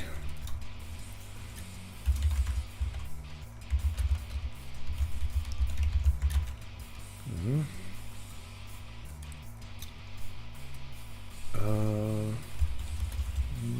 it's her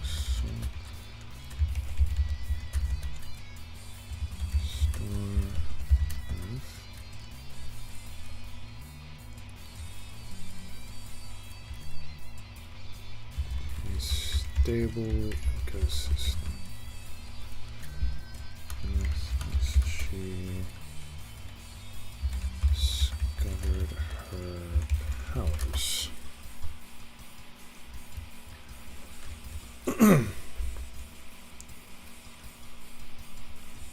Yeah, that guitar ripping though.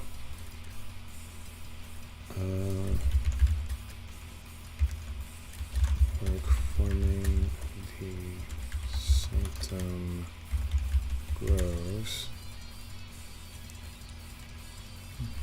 And oh wait, oh. Power grew and grew. Until finally, during the hostile takeover, the Skyhome project, she and Hugh volunteers formed a ritual to increase her power even further. Then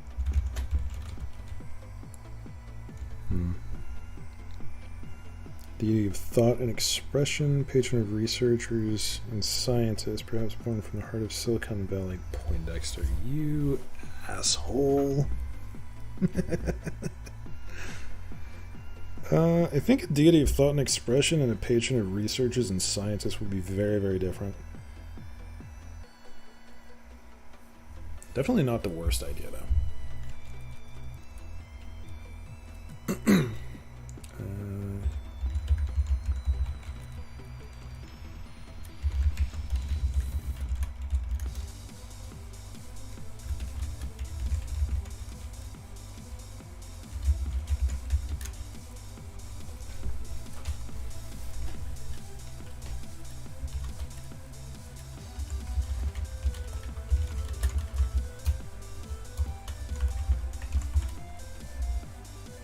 very loosely ended, but it's okay. I'm trying to get to a formula here. It's not going very well.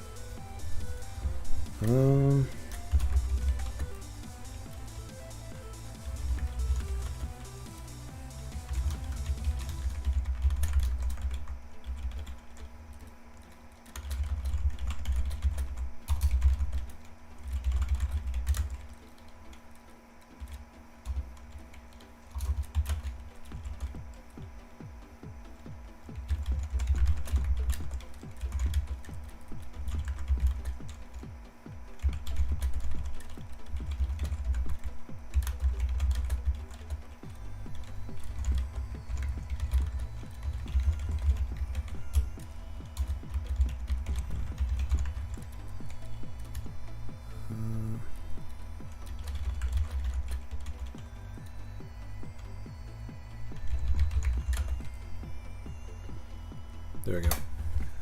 A pretty decent start. See Monica being able to essentially tree stride to different groves before Skyhome, but eventually took up a particular grove's permanent residence, which is stronger than the others. Yeah, I'm going to say that the first grove, the one that she formed in Canada, was going to be, that's going to be her her point of power. Twins, Poindexter, and Willow. To be honest, I'm not terribly crazy about the idea of naming a patron or a deity Poindexter. That does seem a little bit too much on the nose.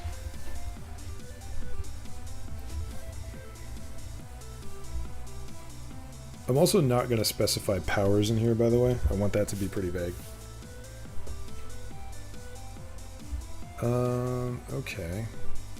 Right, I also forgot. There's one other deity. Fan art for the Grove Ward. There's always gonna be one. I imagine Monica looks exactly like Bayonetta, but Druid style. Enjoy that. Enjoy that. Somebody get on that. Alright. Let's talk about the last deity that I have, though. So, Jack, the wild card. This one is definitely the roughest, and it's just, this is like 4 AM thoughts, guys. So, freedom over everything. Jack is independent in the extreme, and their followers will violently lash out at anyone that tries to control them. Jack has no specific goal at any given time. Whatever they feel like doing at the time is the only motivation they need. The only reason a follower of Jack will actively fight in anger is when they encounter a tyrannical presence. Jack appears as a quote-unquote gray individual, impossible to identify. Freedom is found in anonymity.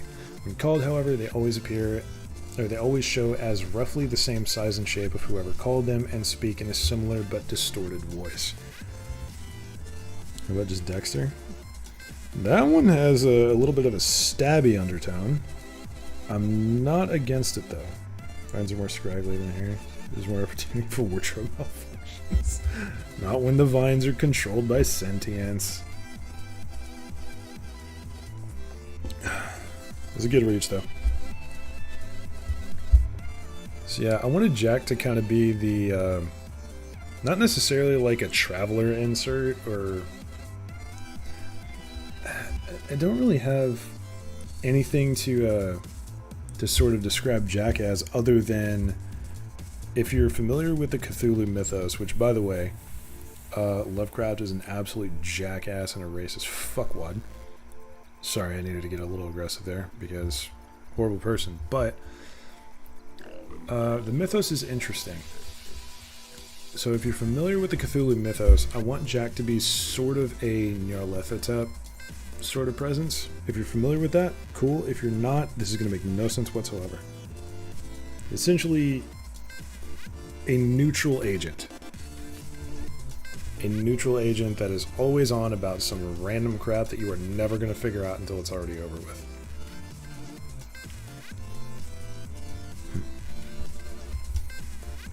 Something is showing she wants you to see that old name Bardbreaker. Nope, we're not going there.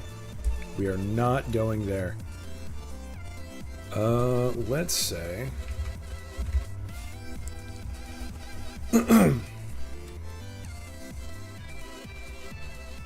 Um...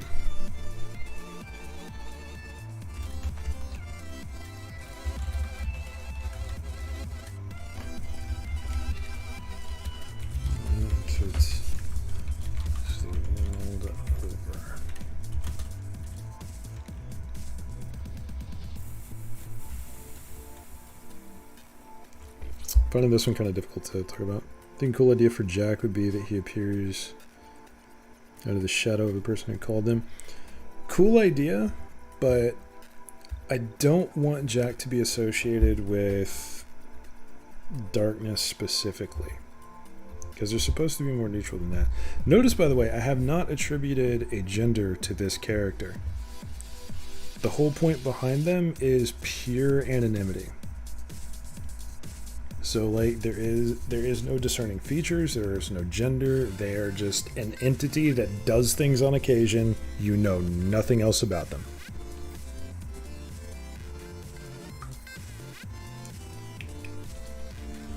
Hence the wild card tag, by the way.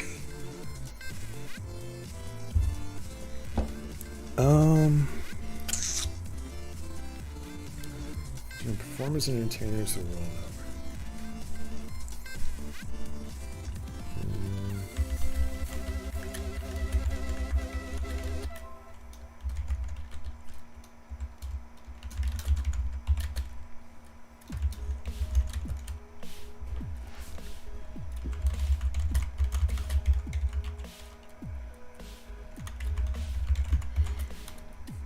Maybe need a mirror to even talk to him.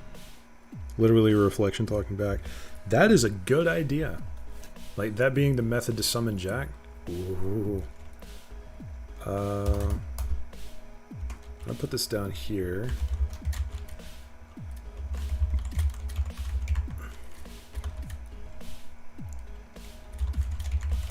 Control involving mirror.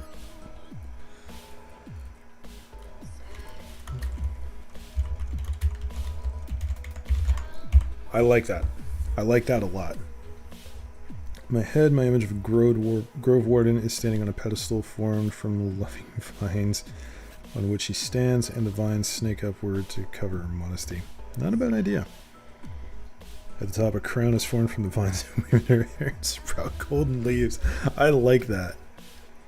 Different idea using that same shadow idea. Maybe that can be used as a type of long-distance communication. Or... honestly,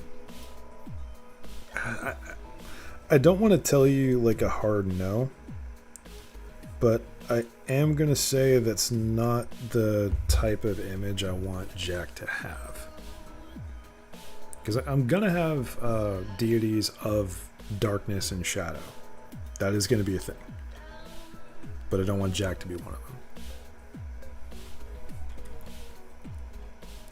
Alright, back to Elvis, pretty much.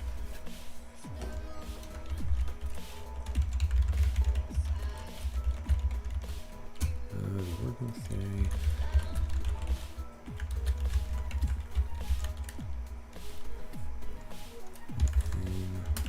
Las Vegas.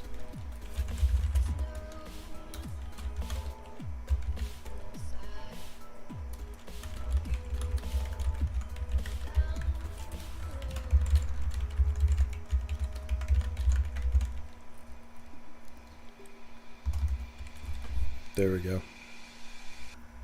I do like that idea, though. I was referring to Jack. I was talking about between various characters.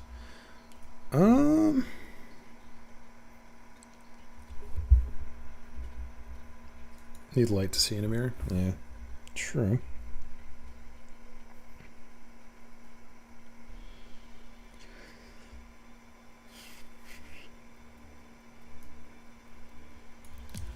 I mean... kind of, yeah, but also I'm still trying to keep this based in D&D mechanics. I don't know if there is actually a spell for that, but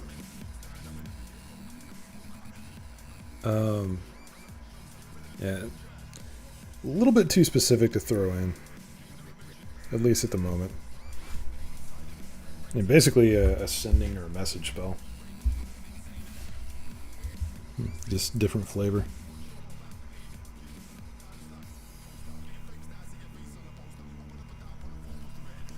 Anyway, back to this.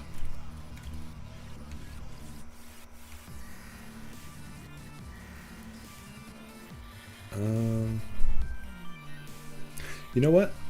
I am going to throw an absolute curveball.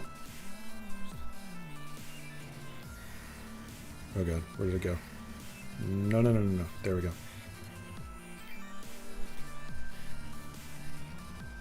I'm going to put Vice. Where the hell? Stop. Stop it. Get some help. I want him down there. Okay. I'm going to put Vice in the order of balance because their entire goal is preservation of things. And check this out.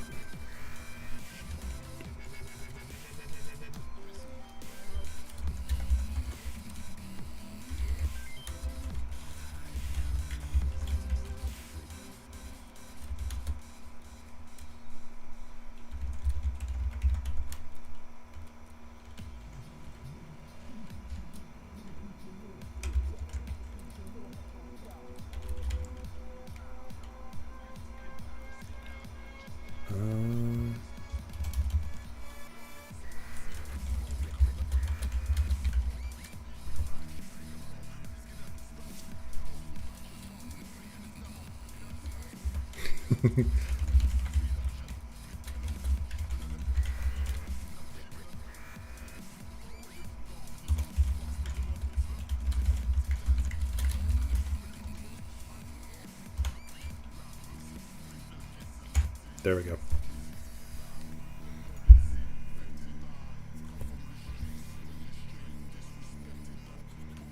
Maybe part of a talisman used by Jack's followers, like a locket-sized thing. Sense and entertainment seeks to bring people together through whatever medium they perform. Yep, that's the idea.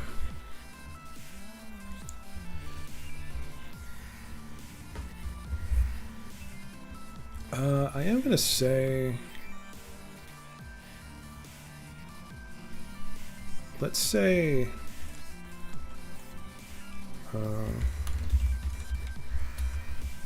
what forms of entertainment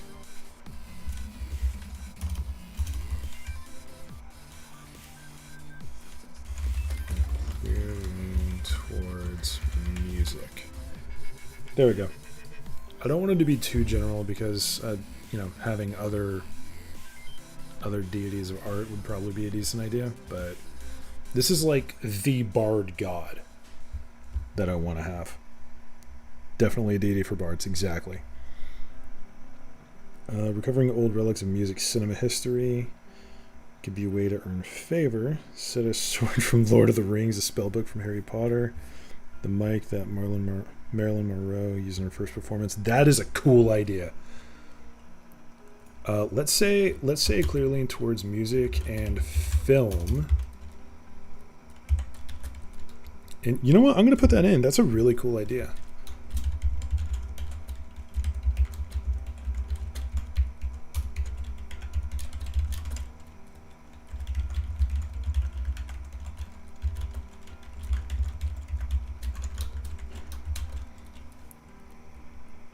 I'm going to actually use those examples if you don't mind. So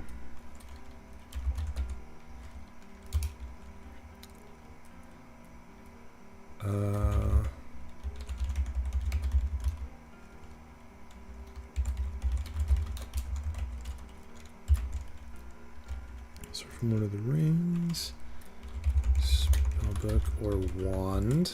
Can't believe you didn't mention the wand.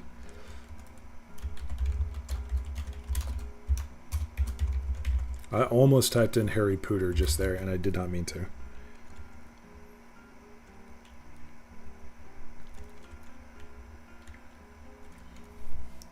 I don't know about the mic, though. I'm going to put something... Ooh.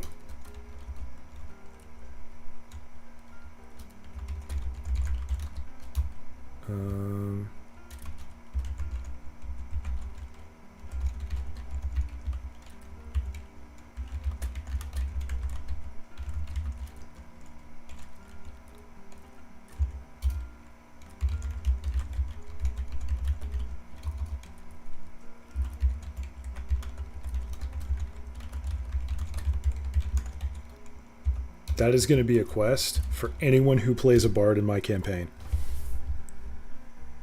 That is going to be the biggest freaking quest for anyone who wants to play a bard and actually cares about Vice. Finding Elvis's first guitar. Oh, baby. Oh, baby. The old relic idea could branch off into a type of historian deity. That is a cool idea. Actually, we could make it canon that Vice and Merlin are fairly close. Because they're both... I mean, like, everyone in the Order of Balance is all about preservation. But they seem to be a little bit more closely knit because they're about the preservation of specifically knowledge for Merlin, but culture for Vice. Those don't necessarily go hand in hand, but they do seem close enough. Man, maybe I'm just spitballing ideas a little bit too much. This is all good. I'm just spitballing. Ideas are cheap. It's how you implement them. Thank you very much. Jimi Hendrix's first guitar, Red Hot Chili Peppers sucks. Bro. I did the mic because it was something music inclined. Fair. Hell, Elvis-based relics that are actually owned by him. Maybe one of the few ways to get an audience. Oh, yeah. Any Elvis-based artifact, immediate favor with Vice. That I am just for that right there, because that could be an entire quest line for a bard. That could be an entire backstory for a bard in my campaign. Oh my god, that would be amazing. I am so unreasonably happy that we came across that idea. That is awesome. I would almost change Vice's name to Culture. Yeah, I guess Merlin does kind of sound like a historian. That is true, actually. I did kind of shoot myself in the foot here, now that I think about it, because Merlin sort of epitomizes, I guess, nonfiction work. So just the recording of all knowledge, the entirety of all knowledge, specifically in written form. So I guess kind of like a hyper nerd librarian historian. And Vice is more about preserving the culture and the human X factor, I guess, of the histories.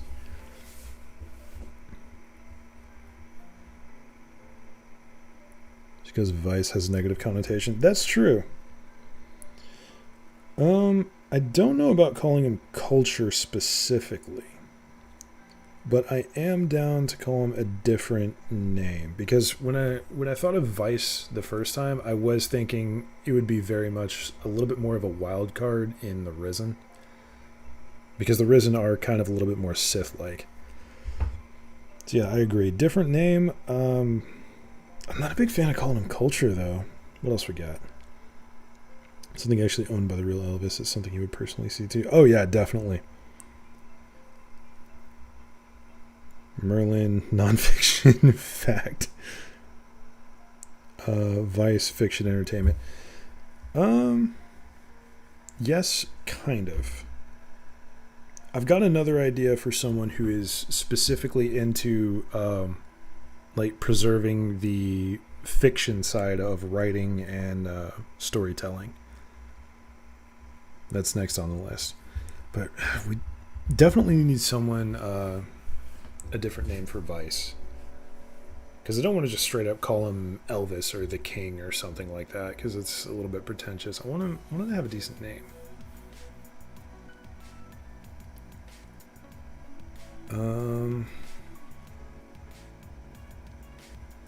Could also give him like just a normal human name. Because I do also need to think of what his origins were. I'm definitely going to go into the fact that he was an Elvis impersonator beforehand. I think that's going to be canon.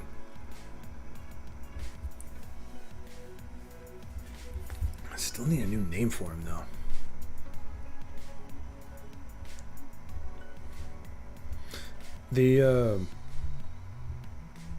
The sort of personality I'm thinking for Vice is like the theater kid who is just way too excited about everything. but also really knows his stuff and is extremely talented.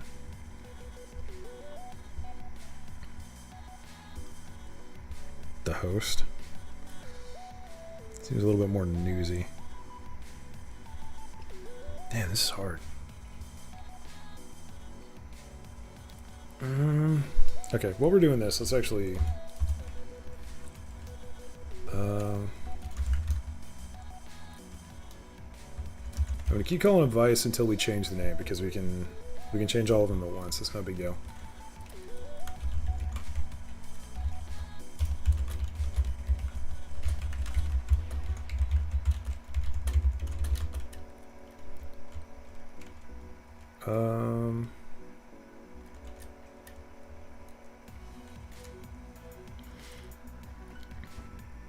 The MC, as in hosting a massive show.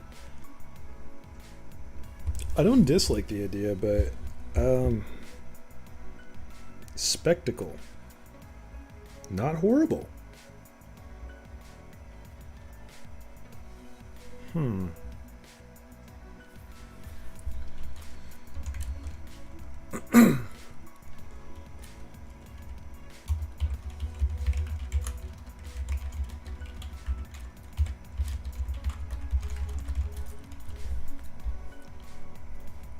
Alright, I gotta Google real quick.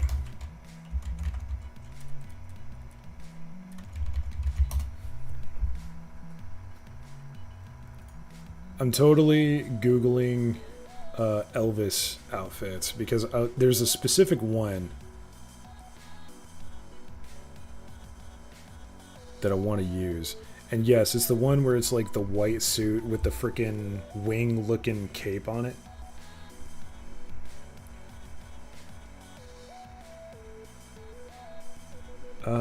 What is that called? Is that like a jumpsuit? Yeah, it's a jumpsuit. Okay. Just trying to find the right way to word it. So...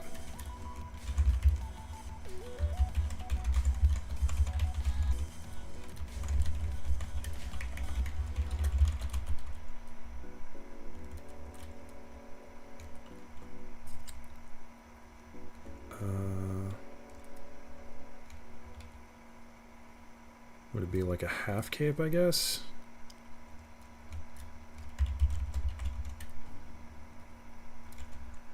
Let's go with that. Everyone knows the white with the studs and red bandana. There you go.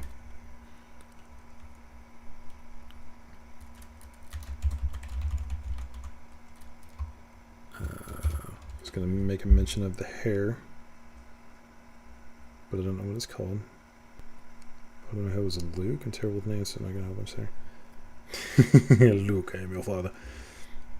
You need to be some kind of deity of love and plenty, like an Aphrodite allegory, but pulled from modern mythos. Decent idea. I've actually got a couple of dark ideas that came to mind from that. I'm not going to mention those on stream, but I do have some thoughts. I think if there is a deity of love, either there's going to have to be two of them, or that one is most likely going to be in the Risen faction. I do need kind of a more neutral faction, I guess. Might be a decent idea.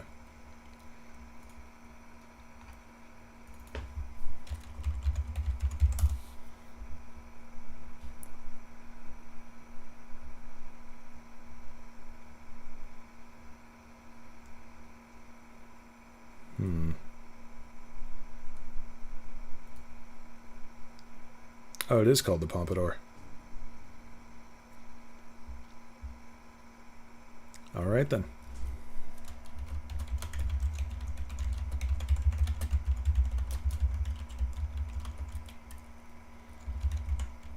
There we go. I think it should be male. I disagree. It's called the Aloha Eagle suit. That's amazing. Hell, I disagree in general, because to me, like, the thought of love is sort of a This is very strange for me to say, coming from someone who was raised deep south and conservative as all hell. But love strikes me as a very gender neutral kind of thing. So I would rather that particular deity. Barney Stinson, deity of love and plenty. God damn it. Oh my god. Can we just make that actor a deity? I would do that shit so fast. Oh.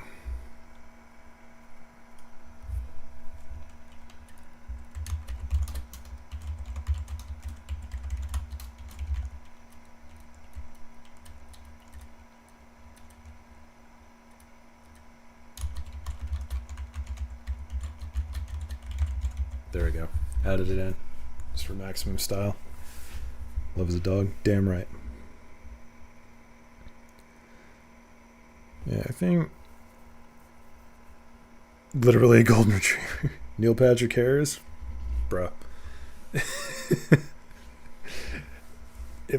If I didn't want this to eventually be a thing on the channel that I may or may not monetize, then I would do that so fast. But I think that's a little bit on the nose. Wait a minute. We're doing real world stuff. Why not Danny Dorito? We could give someone the capability to be a warlock of Danny Dorito. Oh god, this has the potential to be such a meme campaign. I don't want this. This is horrible. Oh my god. Whose idea was this? You can change his name. Yeah, I can.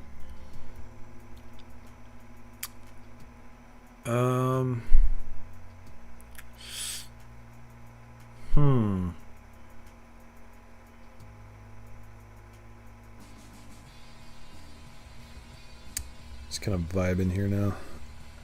God damn. Before anything else, we need to figure out the name for Vice.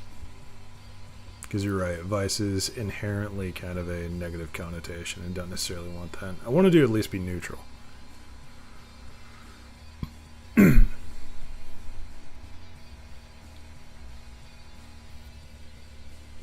I interest you in your soul in these trying times? Thinking of NHPs personally? Or NPHs personally? Harold and Kumar movies? Yeah. Yes.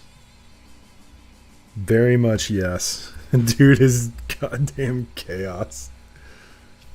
Love him. I think Neil Patrick Harris would be more of like a trickster god or just literally a force of chaos. Force of chaos and do whatever the fuck you want. Vice could be his domain name.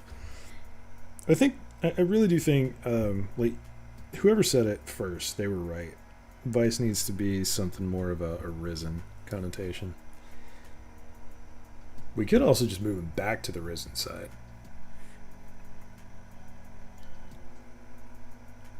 But it does seem like he would either be a not so shunned member of the Risen or just sort of an uncomfortable addition to the Order of Balance. Domain names are still going to be the same, by the way. I'm trying to figure out a rule to where like the gods don't have individual domains, but as long as you can explain that this god would have a cleric of whatever domain, then it works. But hell, it's not a bad idea, but it's still just kind of. Actually, we could combine pleasures now that I think about it. You know what? Yeah, I'm going to do this. Check this out. We'll just call him Neil, the King. How about that?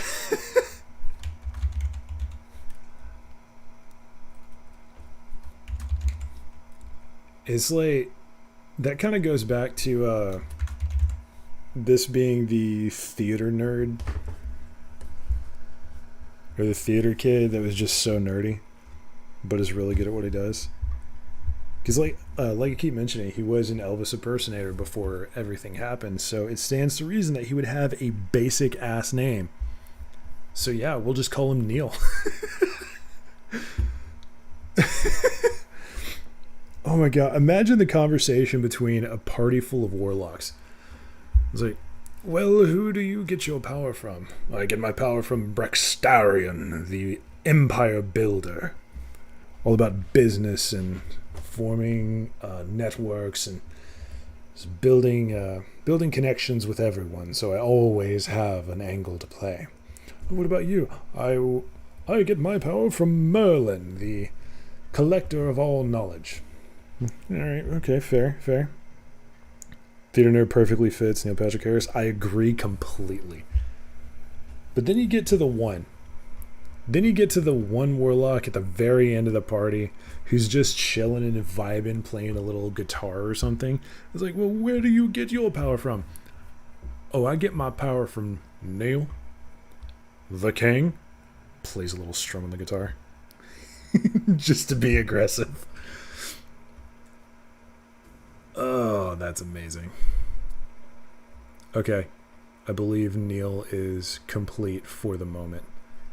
That was wonderful. We do need another risen god, though. We need someone very Sith-like. What do we feel? Get it from Neil, the cool dude. Hell yeah. So Emmett Selk? Yes! Oh, wait a minute. Let's actually build someone who's very Emmett Selk. Okay, so initial ideas for this character. I want him to act like Emmett Selk. Not Brexarian. That is definitely not an Emmett Selk type character. He's way higher profile than that. But let's have someone who is basically an Asian on the risen side.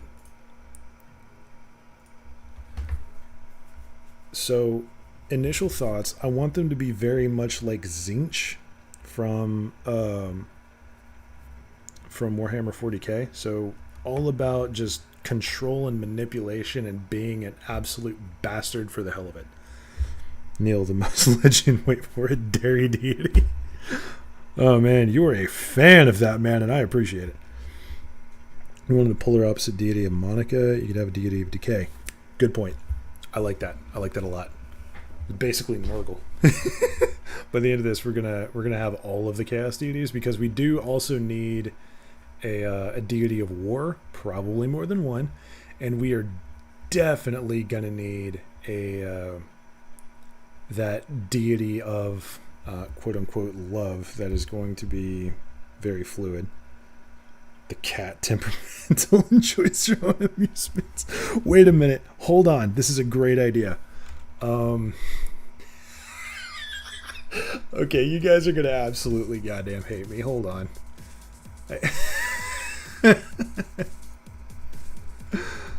I'm gonna apologize in advance because this is about to be stupid as shit. Oh my god, am I really about to write this?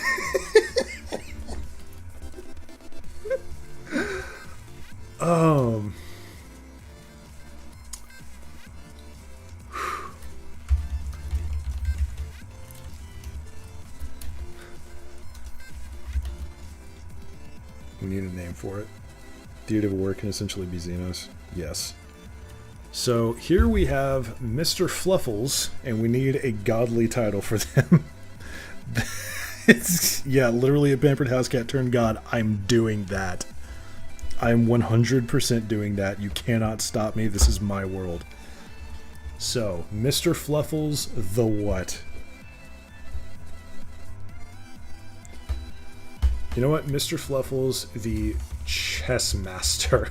Because he loves knocking over chess pieces that much.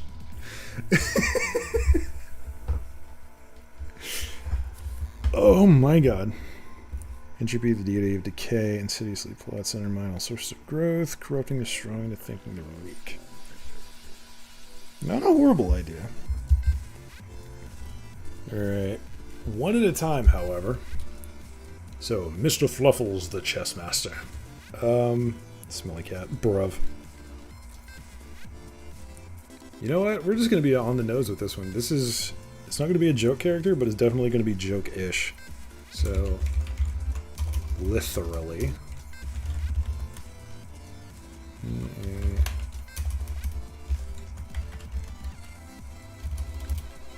House cat was in the right place at the right time during impact.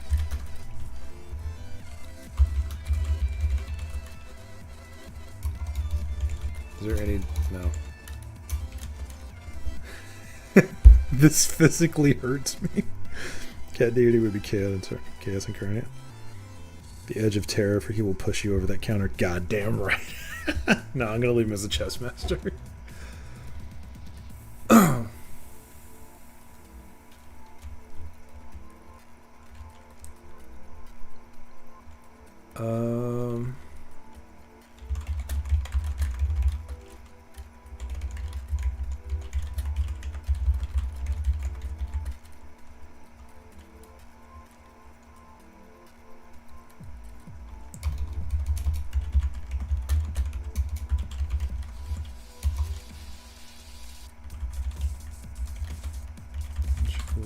Energy. Expiring natural.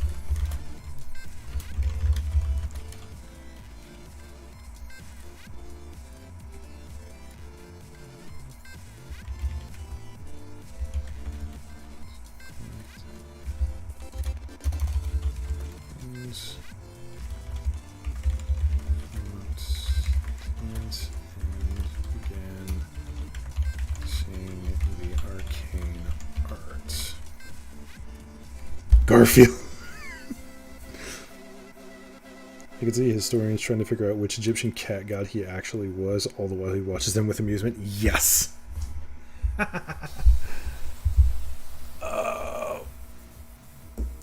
Whew. Sorry if you guys could hear that. I just really need to pop. Oh no. Oh no. People follow the cat for the chance of returning a random number of times after death. That could totally be a thing. Oh god. It could be interesting to have it to where Mr. Fluffles would have the ability to speak and just in general call people peasants and servants. Yes. Why do I let you guys influence everything I do? This is a horrible idea, but I'm digging it.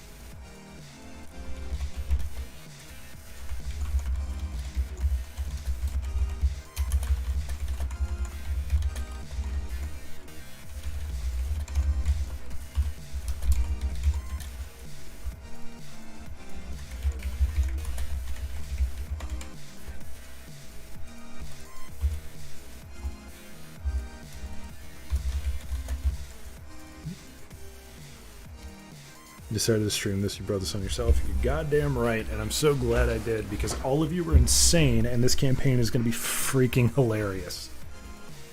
If I wanted to be serious, then I would just be shooting down a lot of these. But you know what? Hey, let's have a literal cat as one of our deities. I am down for it. Why am I doing this to myself? Somebody is going to be a cleric of Mr. Fluffles, the chess master.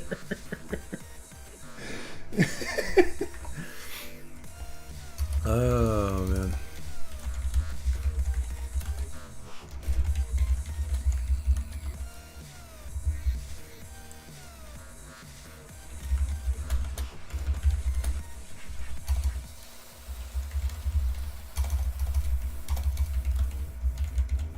Sadistic.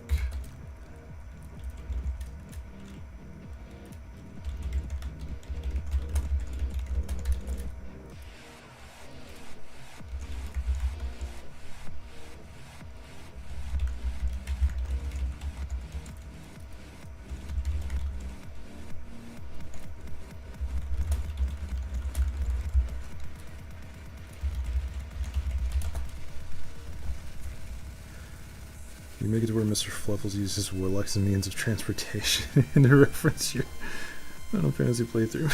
Because walking is for peasants and I am a god. Yes. God damn it. It's chosen are those who he sits on the lap of and begins to dig into their legs. They are granted a divine mission of the most import. In truth, is just to amuse him, watching them run around. To be honest, cat gods are not unprecedented. Valid. Alright, strange appearance.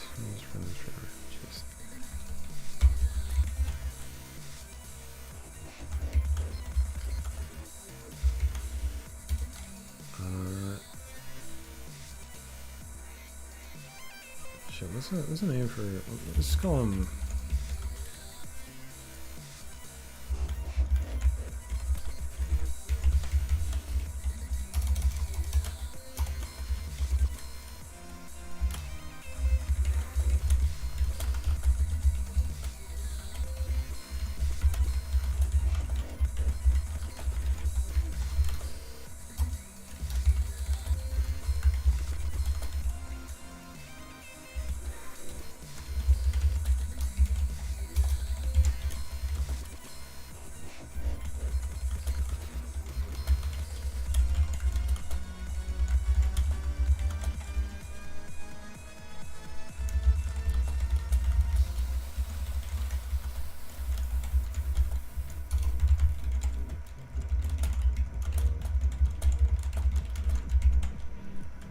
Alright, so that's the thing now. Receiving a divine hairball from Mr. Fluffles is considered the highest honor. Such relics have started wars. That's fucked up. That's a little much.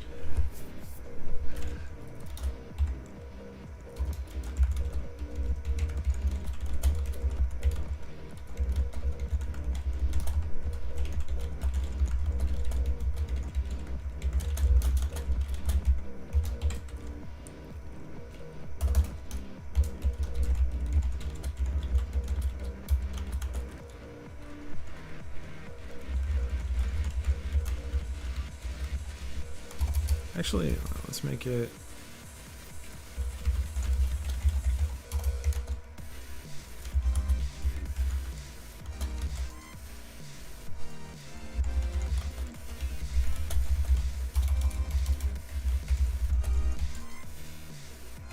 There we go. Those who commit heinous crimes against his followers are brought before him and challenged to rub the belly. If they walk away, they are forgiven. Okay, that's just cruel. Okay, so... I'm thinking the Chess Master is maybe not a good name, considering it made him basically an agent of chaos. So...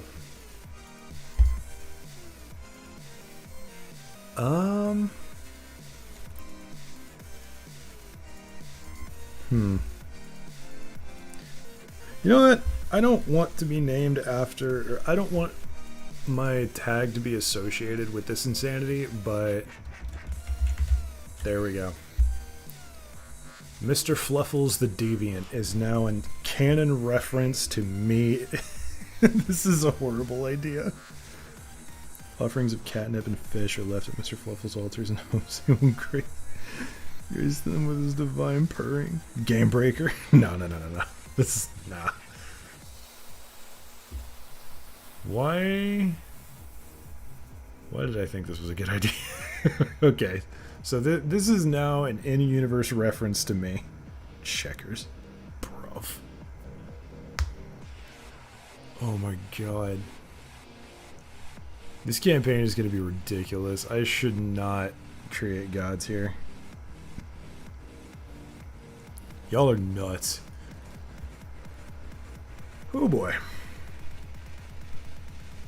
I see a number of Discord messages because reasons. Okay, I'm gonna tease the lads in the Discord real quick.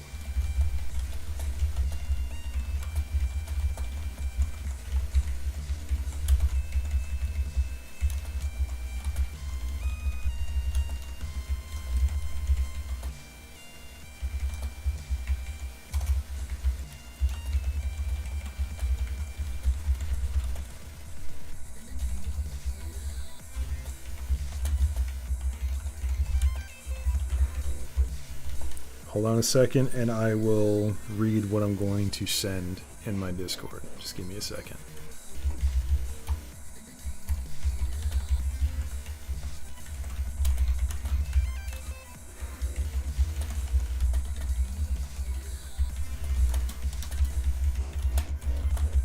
Okay, so I'm sending this with absolutely zero freaking context. Can we just see the players' reactions? Oh yeah. If you're not in my Discord, then hop in, because I'm about to drop this bomb in general chat. So, for those of you who can't make it or weren't initially interested, I just named a deity Mr. Fluffles the Deviant. It's a cat-turned-god that does random crap and occasionally demands its followers carry him around, because walking is for peasants and Mr. Fluffles is a god. Send. Chaos. Chaos.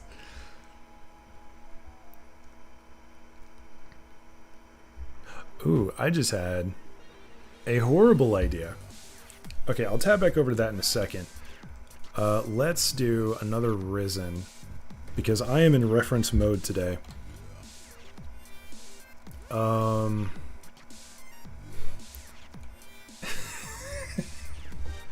So, this could be construed as either a war god or like a god of slaughter or something. We're just gonna call him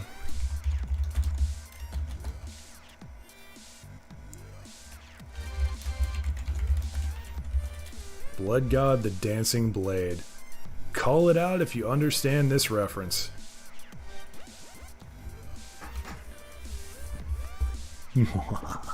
Yes. Yes, good.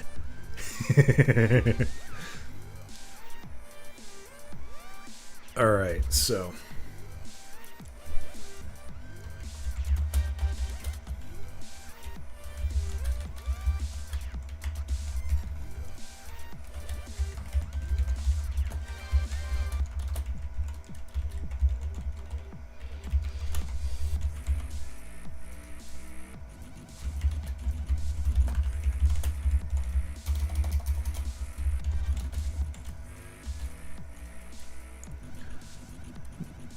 Oh God's actual name? Lily.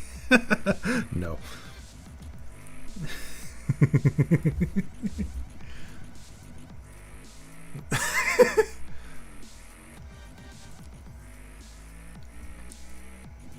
I have a feeling this deity is literally going to be Xenos. No, it is not.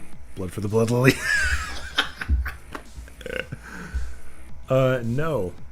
No, this is a reference to an actual person. If you guys can figure it out, points to you. If not, then maybe you'll never know.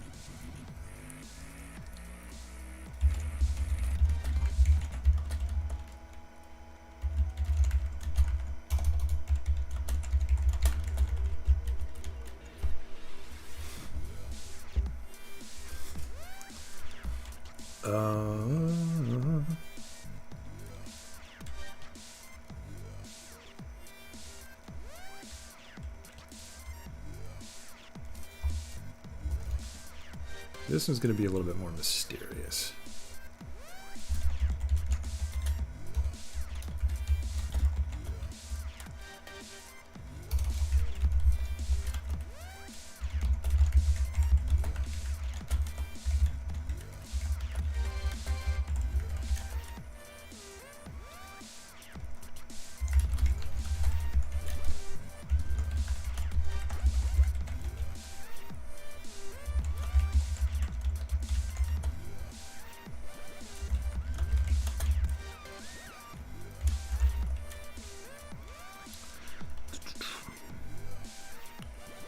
If I remember. Nope.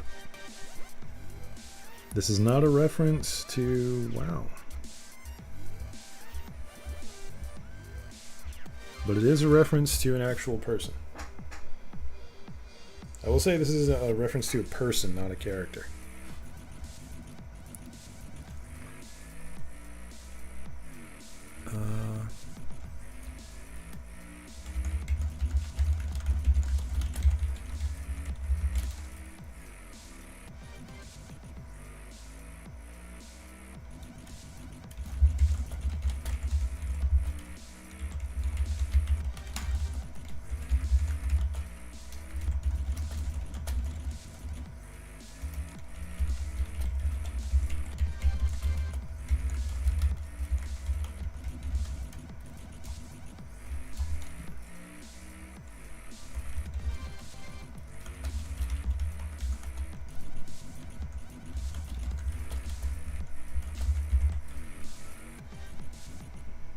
Battle junkies will love Blood God? Yes.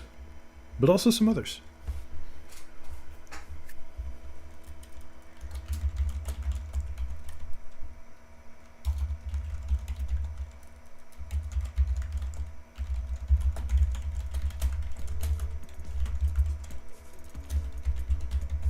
If that doesn't give it away, nothing will.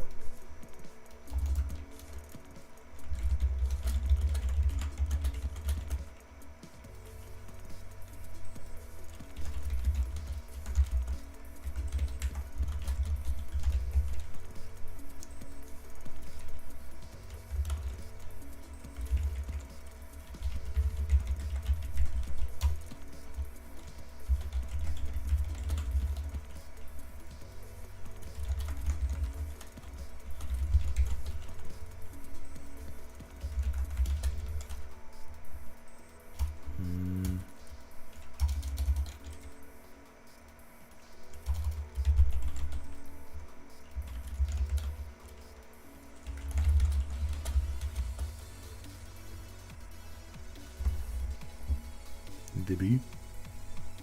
I don't know what you're trying to say, Hell. But I'm concerned. The Buccaneers forced Tom Brady to get his ears pierced. You know how much it costs a Buccaneer?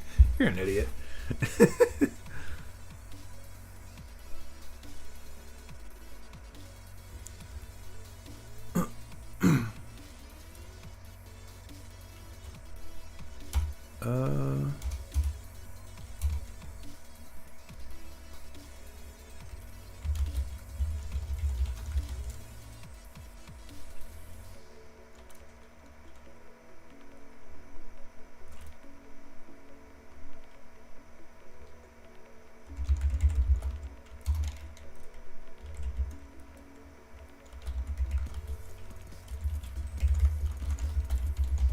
There we go.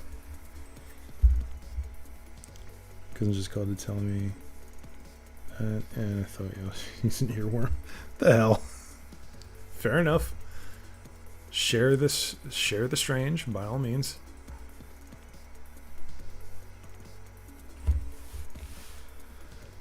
Okay. So if y'all can't figure that one out, fair enough. Not interested in the same things that I am in the off time, that's fine. If no one in the main campaign gets this, I'm going to be very upset. God damn. Okay, so now we need another Order of Balance character.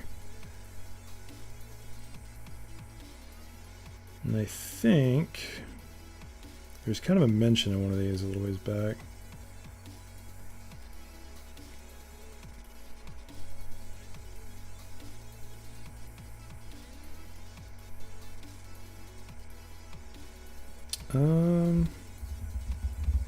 What do you guys think? Another sort of Jedi-ish god or goddess?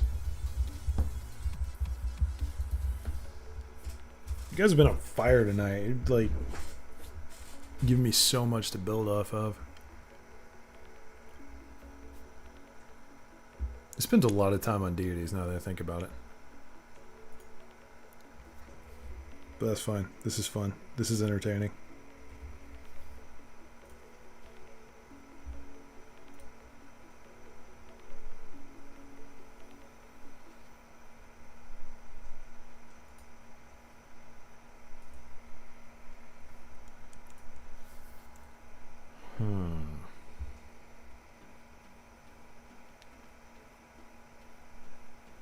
I'm trying to think of another go-to-line deity, but my brain is just not working.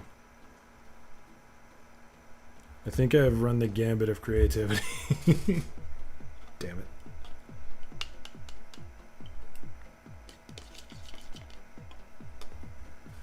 The Balance? Vulcan-esque Master of Emotions? Master of Emotion Sword? That is a good idea. And it could totally be a Trekkie. Then again, you have the Lord of Control. True. But now that I think about it, Lord of Control is kind of a incorrect designation.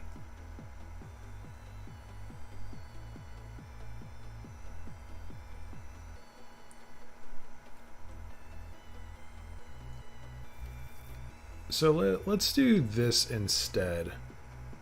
We need a new godly title for Merlin, because Lord of Control is just sort of incorrect. What a god of peace and tranquility, non-aggression, entirely focused on self-defense and diplomacy. The Alpha Node deity. That's also a good idea. Hell, we could even combine those, now that I think about it. Like, having the idea of complete balance and it's like general dedicated to trade, court, and spreading a civilization. We already have one of those. It is Brextarian, the Empire Builder. It's kind of an aggressive sort of thing, but I don't want to have two deities over the same thing. I do want them to be kind of split. Lord of Order. Doesn't necessarily have to be a lord. I think something more knowledge related, maybe. How about... Because Lord of Control, it was the original idea I had for him, but it doesn't seem to work very well, now that we look at it.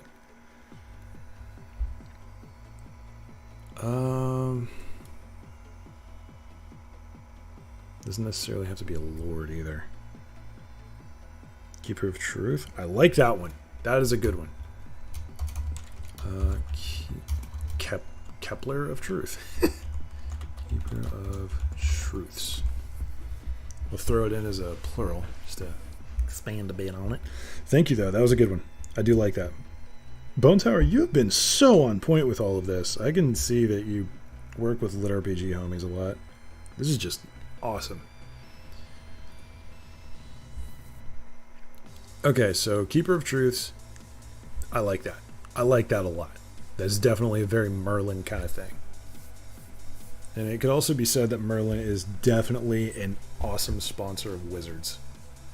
I would go so far as to say that wizards are most often his glint dragoons, or among them. Deity that's borderline obsessive over organization. Picture a deity like that obsessing over organization of the party's inventory. No. We're not going. We're doing a few memes, but not too deep. Okay, so I'm thinking the balance, and then a god of peace and tranquility.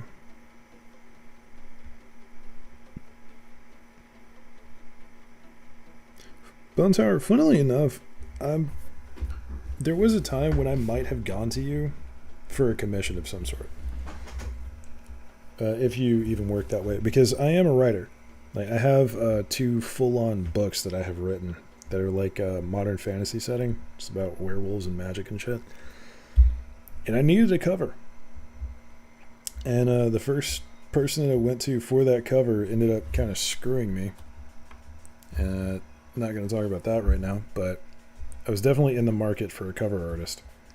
So it is hilarious, the irony of you ending up on this channel.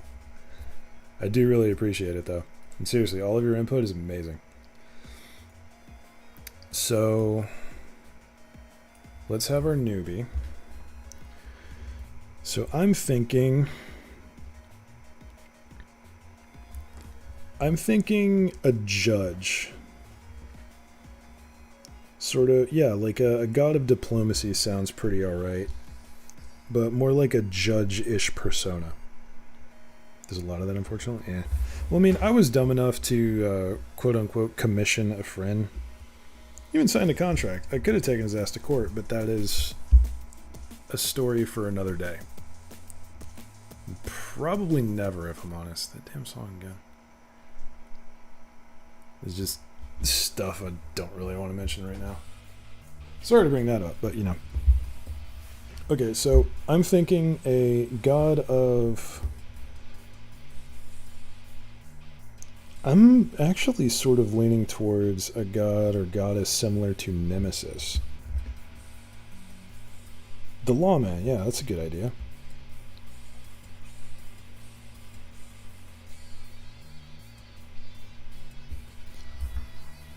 So maybe... Ooh, we could make this like a an old school Western sheriff persona. And having be sort of like, you know, judge, jury, and executioner all in one. I don't know. That's a little bit too on the aggressive side. More people are trustworthy. Fucking men. Yeah, I'm all about references, so let's call him East after the great Clint Eastwood. And we'll just name him the Judge. There we go. So. Got there without me? Yeah. God of Order? I'm thinking of God of Law and Order. So this be like sort of a peacekeeper-y sort of deal. So I got something on the mic. The Marshal. Oh, I like that one. That's even better. I'm changing that right now. Boom.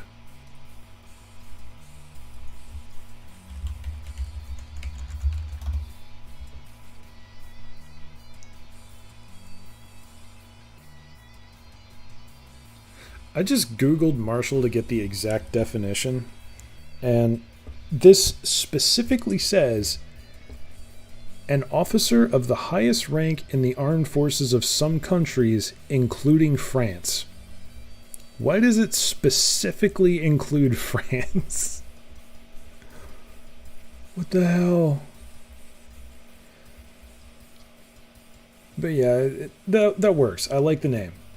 The name is good. The name is good. So, East the Marshal. Digging it. I'm going to drop a link to my art profile on the Discord art channel. Yeah, just don't ping anyone. Like, the general rule is, and if you want to, I don't want to say advertise, but if you want to link your stuff, then the art channel for specifically art, yeah, that's fine.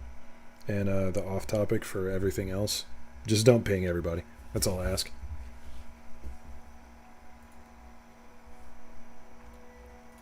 Anywho, alright, what are we up to now? So, the Marshal. Is he going to be a French deity? God, no. You'd be walking around with a white flag. French surrender joke, guys. Okay.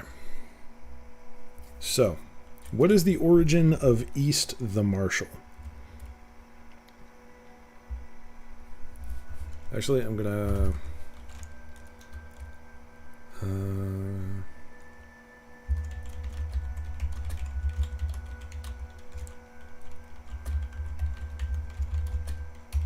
gonna reference Fallout here.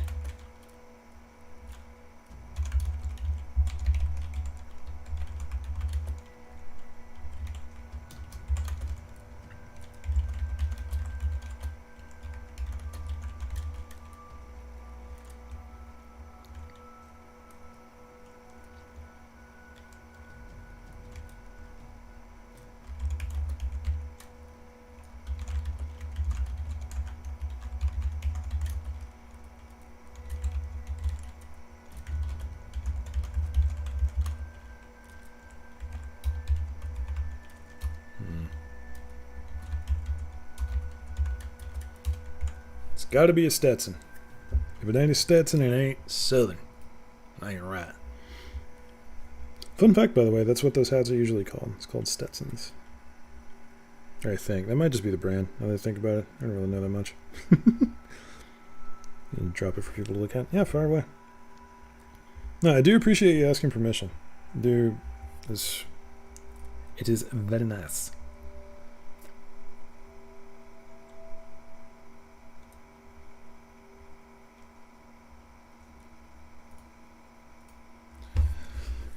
So, anywho, what is the origin of this character?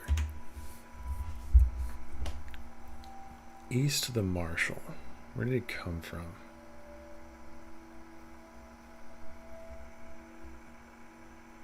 Let's type in. Yeah. I'm fairly sure that's what it's called.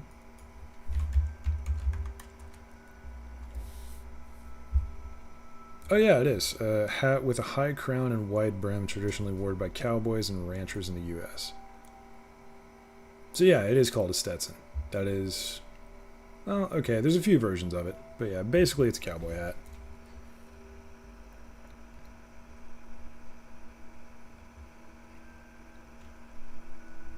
Alright, though. Makes sense.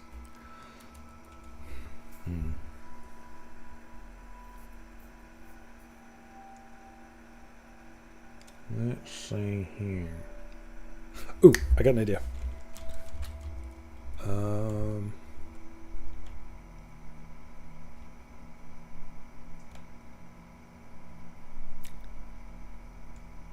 Need a name. Kind of got one, but it's a little on the nose.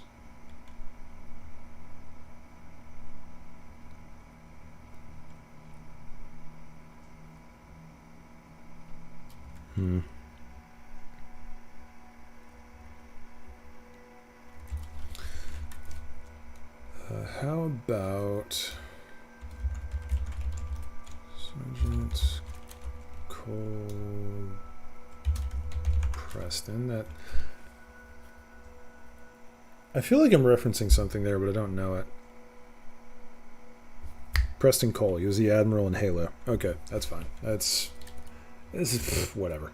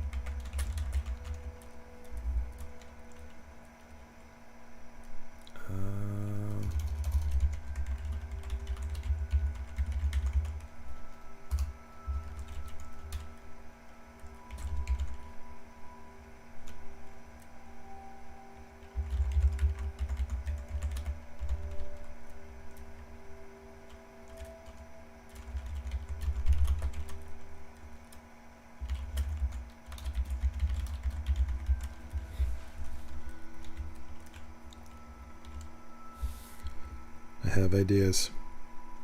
Goblin appears out of thin air, silent, focused, unnerved. His quick draw sounds like a thunderclap, and his eyes burn wide as he deals out justice. Does a song play when he appears? Oh yeah, definitely a little guitar. Maybe a banjo. So it softens after. Okay, y'all are getting a little weird here. Also make him a lie detector as well if you wanted to. Yeah, brother. So, guard duty of the first grove.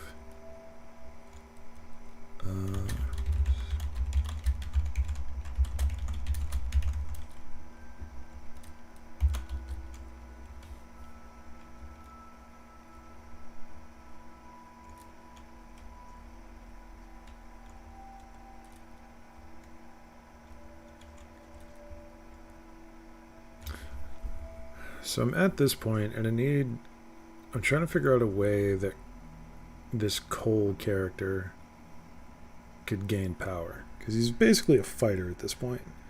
I do like the idea of him being a lie detector, though. Actually, maybe not guard duty. Hold on.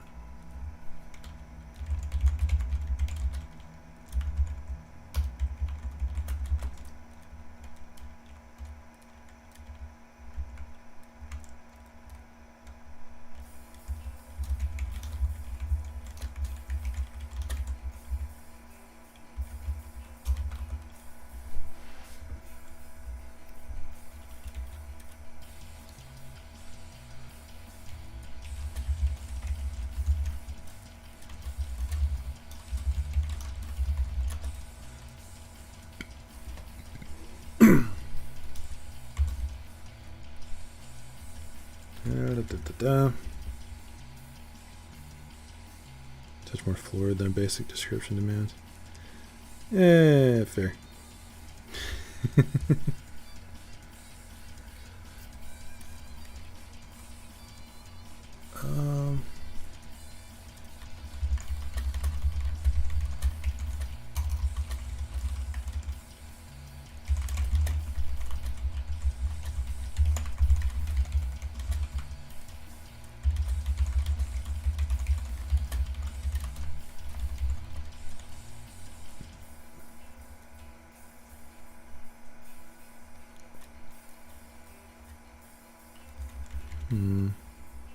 Accidentally ingest the blood of a powerful beast corrupted by magics that gave them the ability to smell lies. A little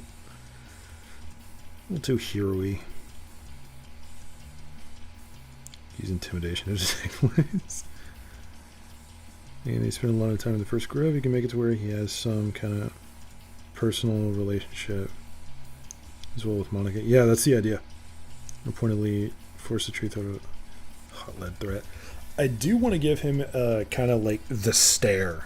Like, you know how Clint Eastwood, he gets this freaking glare. He just pierces somebody's soul. I love that idea. And sort of power by proxy. Actually, yeah, here's an idea.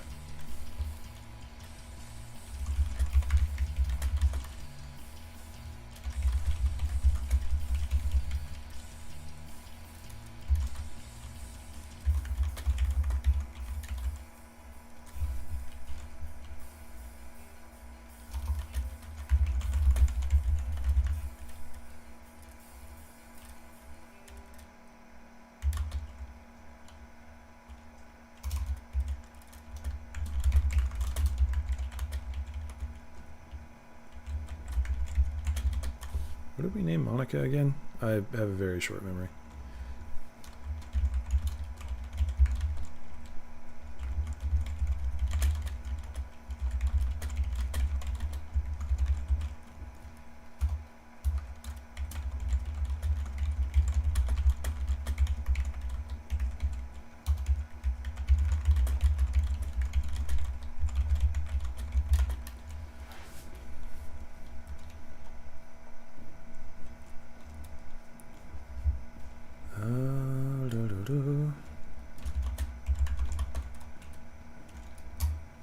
Let's not go with that. Hold on now.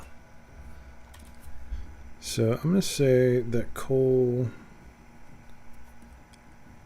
did technically die there, but some semblance of his soul remained, and Monica managed to pull it back from the abyss enough to create things. The Grove Warden? It's this other person here.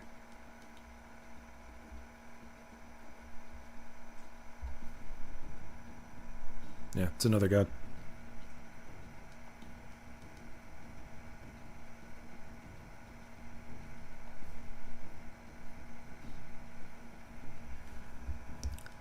Huh.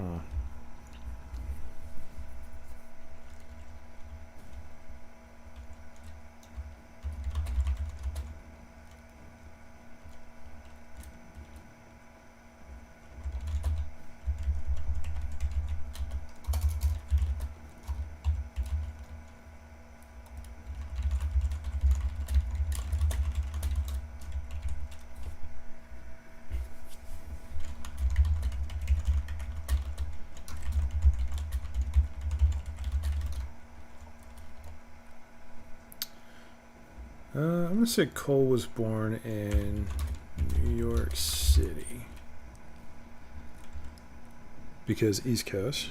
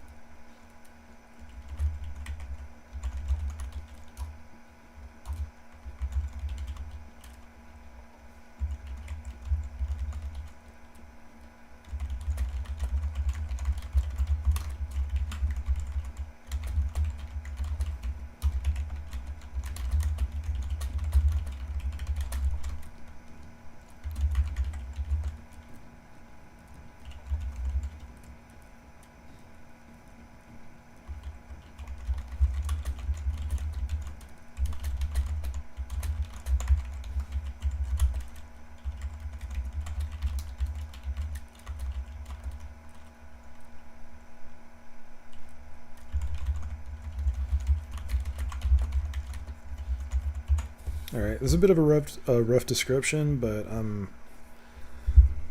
starting to run out of creation juice. You can make a reference to Asians by having his spirit be fractured. I don't think I want to go that far. There's definitely some spirit fracturing going on here, but I don't think I want to make that like a focus point. I will say, though, throw a little blimp in there. This is of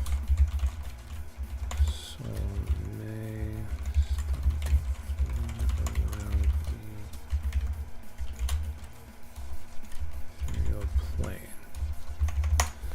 Just leave that little note just in case. Add to the mysterious stranger aesthetic.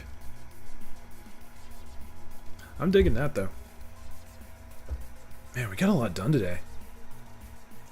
So we played a little bit with the history. I still got about, I don't know, like 600 years to cover. 600 or 700 years to cover with my timeline. But that's fine. This is still looking good. Got a lot of notes down. Got so many things going on here. I'm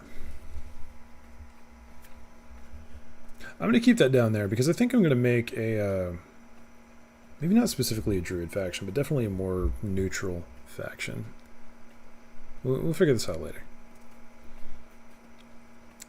Haven't done too much with the Sky Home cities. I do need to rename that, but we'll figure it out later. That's fine.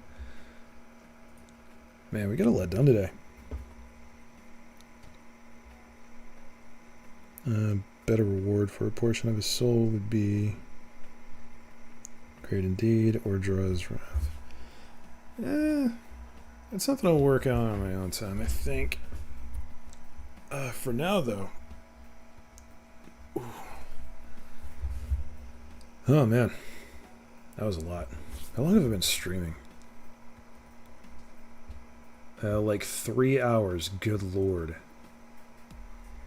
think the only thing we didn't go over is places. Yeah, actually, you know what? I'll go over what I have for Falcon City as stands, because I still need to make Hawk and Eagle and all of the other ones that are floating around. I'm ballparking it at there being somewhere around like 6 to 12 of the floating cities around Earth.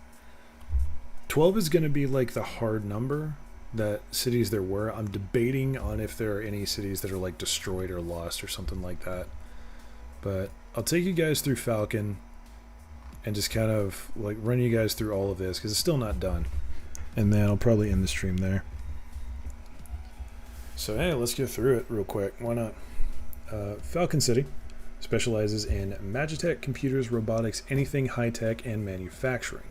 Still maintains excellent combat and exploration programs, as well as pretty much anything else an intrepid adventurer might need to know while revitalizing the Earth and fighting off the magic insanity. First, to utilize soul cores, soul crystals, or soul stones to store a sentient consciousness and integrate it as an AI-like presence in quote-unquote cyberspace. Currently runs using a system of the founders who voluntarily submitted to the process as curators. And Bucknor? What does that mean? Oh boy, that was a lot. Hold on. You guys exploded. What if the Druid faction is trying to reverse the terraforming on one of the habitable moons? That would definitely be an extremist kind of thing, but actually I like that idea. Hold on now.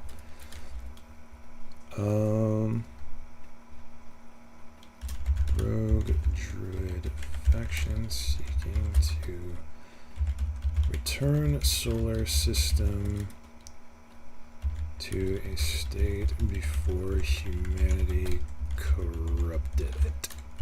That sounds like some eco-terrorism stuff, and I am all here for it. Been a fun exercise? Yes. Like they want to bring back how it was before mankind flexed its energy to make it hospitable? Yes. What is Impok Nor? Definitely had a lot of fun. I'm glad I was able to help. I'm really glad that you guys stuck with me, because like specifically you three have been so very all over the place, and I love it. Bucknor is the Cardassian base located with... Okay, that is some very Star Trek stuff, and I am not down for it. I do not know Star Trek, guys. Anyway. A station of the show was abandoned and booby trapped. Seen abandoned floating city, just waiting for abandoned adventurers to stumble upon. Abandoned floating city. Used as traps? Question mark. I like that idea. That is a good idea. Very good idea. Okay, so let's finish going through this. I did mention that this particular campaign is inspired by Code Lyoko, so there's going to be a lot of talk about cyberspace and digitalization, etc. Government using system, founders who voluntarily submitted. Sectors are numbered, but in no particular order. Sector 1 is the oldest in the core of the city, basically the thing that makes things float. Still not worked out exactly the logistics of that, but we'll get there. So, Sector 1, core operations, still core storage and integration, inner workings of the entire city. This is like I said, this is the core of everything that's going on. Sector 2, fabrication, automation, main facilities dedicated to creating outpost bases to be deployed to the surface, also function as architectural center of Falcon, responsible for the creation of all of the buildings attached to Falcon. This is basically their expansion center. Right, Impuknor was the abandoned one. Terraknor became DS9. Alrighty then. There'd be an awesome way to build a dungeon. Oh, definitely. I already have maps for that too.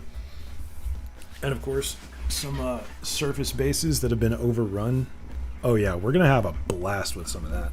But that's only going to be half the campaign, because a lot of this is going to take place in cyberspace. They kind of just spoke to me. Why was it abandoned? Why are the players being sent there now? Whose feet did they step on? Oh yeah, I'm going to have fun. I just realized my throat's starting to hurt a little bit. Usually don't talk this much an entire day. I'm very much an introvert when I'm not hanging out with you guys. Alright. Let's finish off with this. What was that? Okay, I just read Sector 2. So, Sector 3. Manufacturing, maintenance, mostly vehicle bays, and equipment armories for students/operatives destined to the surface. Entire city relies on this sector for usual maintenance and repairs. Sector 4. Core residential and food production, many self-contained farms and gardens, better housing than most other sectors, made for people whose families have lived on Falcon for generations. Essentially its own independent town that supplies luxury food for the whole city to supplement trade. This would be where like your specialized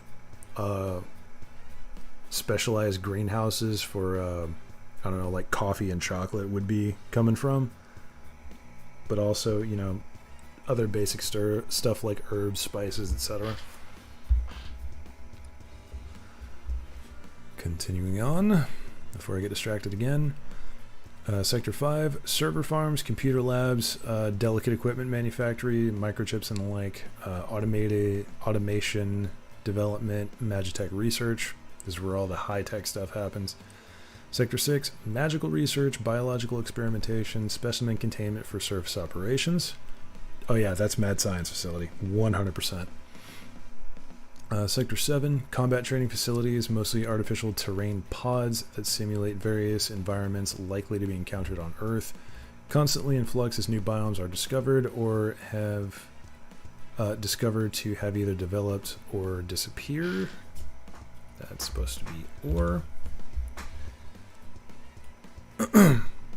Sector 8, general residence and education facilities. This is where most of the teaching happens outside of actually being on the job in one of the other sectors, and where all students live during their learning. So this is kind of like the guest and or tourist sector. Or I don't know, maybe the work visa sector, however you want to see it. Sector 9, vehicle bays, drop pod bays, retrieval hook bays, everything needed to deploy teams of operatives to the surface and get them back in one piece.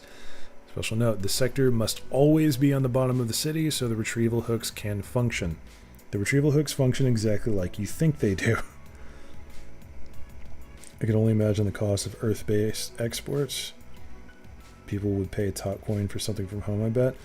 Definitely, but there's also the bit to understand that people would have taken this kind of special soil up to like O'Neill cylinders and the Lagrange cities, and even Luna and Mars. Wouldn't function exactly the same way, but there are some scientific methods to get it close. I just had an idea for the abandoned cities. The different sectors can different encounters based on the people they serve. For example, the agricultural sector having a lot of hostile plant life. Main cause of these encounters can be malfunctions or mutations caused by the ambient magic energies from the core of the city. Not a horrible idea for a city that's like going through maintenance issues, which could be an entire arc now that I think about it. That could be a whole thing, and I'm digging it. Let's say idea.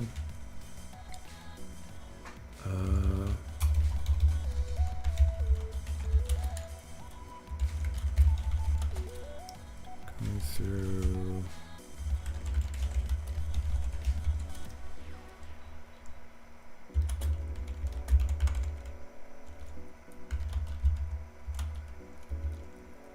Magic running amok. That's an idea. So these could be replicas of each other, giving an eerie feel knowing just where you are, but it being hostile. As far as I'm concerned, the cities are going to be kind of modular in how they're created. So like, because it is a floating city, when you create a sector, it has to be done in a certain way. So they're most often very, very similar. So the sectors might be identical in layout, but completely different in like the equipment and the sectioning off that's happening in there. So say for the differences between Hawk and Falcon, Falcon has Sector 3 as manufacturing, maintenance, and vehicle base. Say Hawk might have their Sector 3 as dedicated to launch facilities and retrieval facilities for space shuttles, because that's what their initial early designation was. So like the sectors might be different, but the general layout is going to be similar. Definitely enough to get a sense of deja vu no matter which one you're on. Is there an entertainment sector? Not a bad idea. Still working on that. Let's see. Sector 9. Sector 10, food production and water recycling, sanitation, general upkeep, seen as the beating heart of Falcon due to the near fanatical dedication staff has to maintaining an optimal life for its citizens. Every meal, every drop of running water, that water itself being free of contaminants, all due to the diligence of the people who work in this sector. I'm going to be honest, this is just kind of my nod to people in waste disposal, because those guys do not get enough recognition. But yeah, we could definitely use an entertainment sector. Now that I mention it, I don't think an entire sector would be dedicated to that. I would, however, say that we could make Sector 11 a market, and that would kind of tie into that. So let's say market, import, export.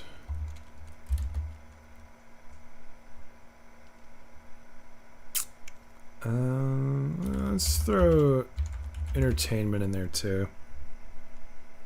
Module just appears, players are sent in. It's Neil putting on a live show and causing chaos just because. Yes!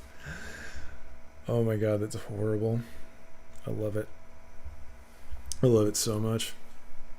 I just realized I might have spelled Neil's name wrong, but that's how it's spelled in my world, so I'm just going to leave it. Because screw it.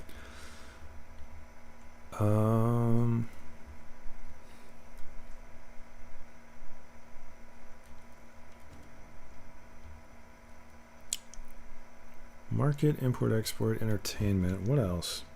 There's the cat's idea. Okay, you'll need to chill. Y'all cheeky bastards. What else goes in Sector 11?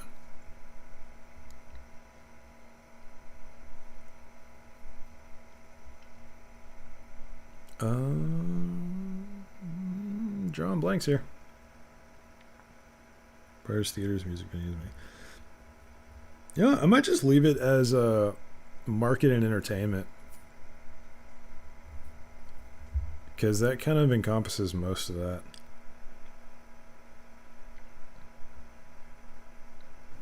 Yeah, we'll just leave that kind of vague for now. And we'll populate these individually as time goes on. Because eventually I'm going to have like a subfolder for Falcon that's going to have descriptions for all of these, and I'm going to detail exactly what's inside. I'll work on the details of that later. About recreational services, that counts under entertainment. Because I do have a few ideas on how recreation works in the cities. Like hell, I've even sort of facilities like gyms and stuff. That would be part of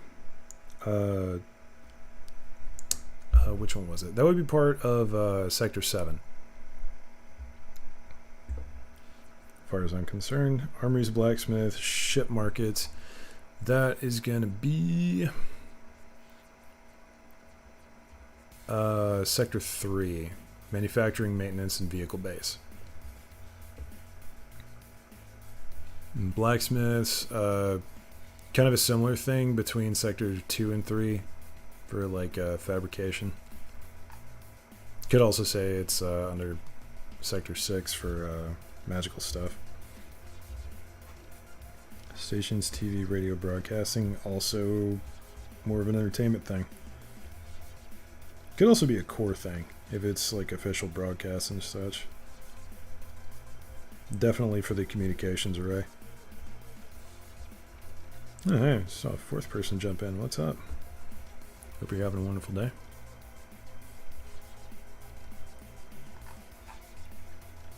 I think we got all the basics, honestly. I'm not done with Falcon, by the way. I'm definitely coming back to it. I want to add at least 2 to 5 more sectors onto it. Because these cities are big. When I say, when I say Sector 9 is vehicle bays, drop pod bays, and retrieval hooks, I'm talking like you can deploy and retrieve entire companies of people at the same time. So this is a very large facility just for one sector. But yeah, I'll definitely be populating this a little bit more.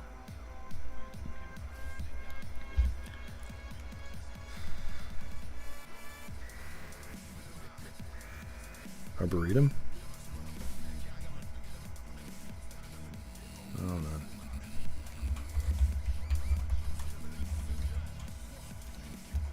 Google's listening to me because it came up with that.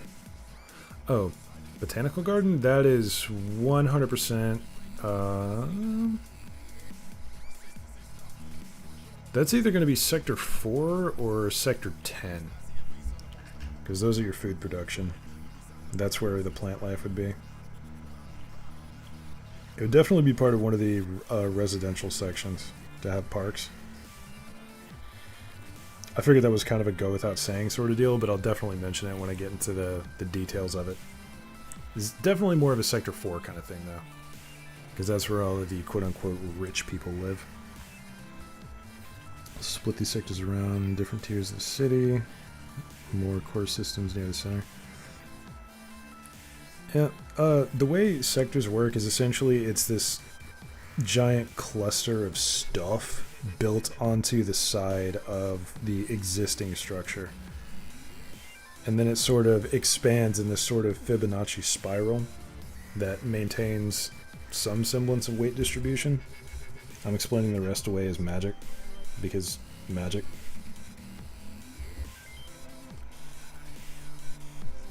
And generally, I think we're pretty well max chilling here. And there goes the thing again. Oh yeah. If the dog starts barking again, I might just end the stream, gonna be honest.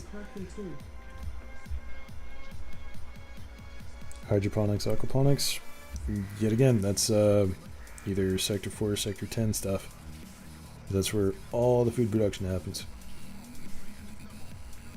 Like I said, these are freaking mammoth facilities. Like, I'm talking, could fit a couple of adult gold dragons in the in there easily. Probably fly around fairly easily. Black sector, literally a giant escape pod if everything's gone to crap. Don't you start. Motion detected at the trailers. Hold on.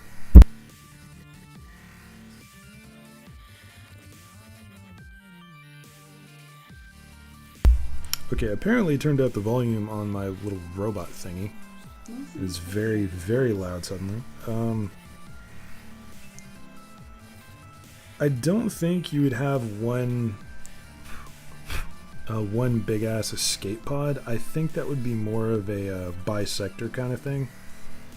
Like, if you've ever seen Atlantis, the Lost City, that old animated movie, it would be something like the shuttle subs that they took out of the big sub.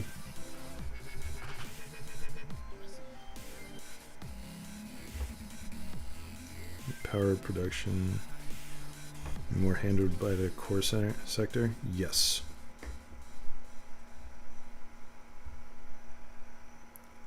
Power production would be... It would definitely need to be upgraded over time. I would imagine that happens through generators that are added in the sectors themselves that need them. So it doesn't take away from the main. Describe it somewhat like an acropolis. Or if all else fails. Yeah, I'm not against it, but I don't think a giant escape pod is really the answer for that. Just logistically, it doesn't make sense. Make it a bit more than just an escape pod, maybe a massive launch platform. Well, again, that would be something that I think should be distributed throughout all of the sectors. Because getting everyone on one of these cities to one central point would be just a logistical nightmare. Let's go to the Abyss, the big moon pool they launched submersibles from. I don't know that one.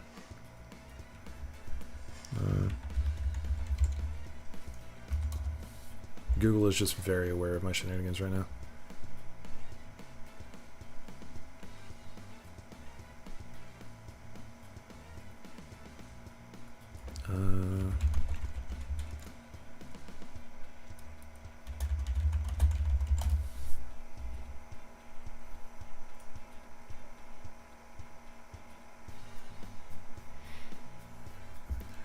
Hey, yeah, the moon pool from the Abyss, not the worst of ideas. Like it's kind of like that, but more of like you have dedicated escape ships that people can run to, and they all launch and are controlled individually, probably by simple AI. So I mean, the theory's solid. It's just, I don't think one centralized escape option is a good idea.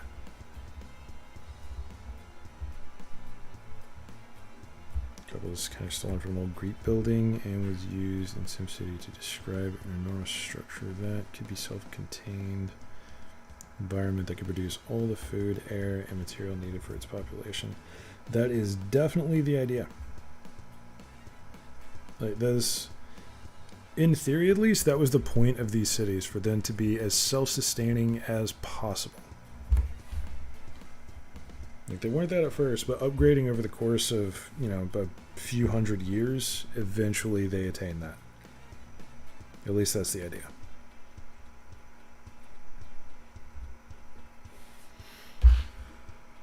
Whew. Ooh, excuse me. Hatchery, a place for natural creatures to breed and grow, including nicely inclined dragons.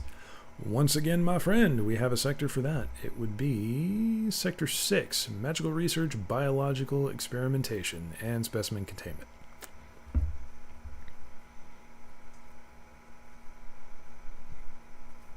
I'm not trying to shoot down y'all's ideas here. I just, if I'm going to be adding something, I don't want it to be redundant.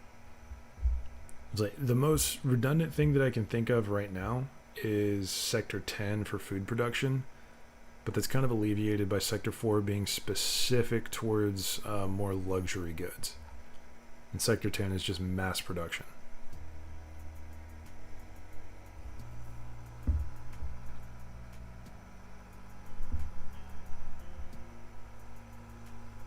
Starting to think that this is pretty much good, actually. Like I said, I'll flesh this out later. A sector is specifically designed for the defense of cities, like shielding, automated defense, or something like that. I'll get to spitballing. I do appreciate the spitballing. A dedicated defense sector would be nice. I was kind of ballparking the idea for that being Sector 7, because that was part of the combat training.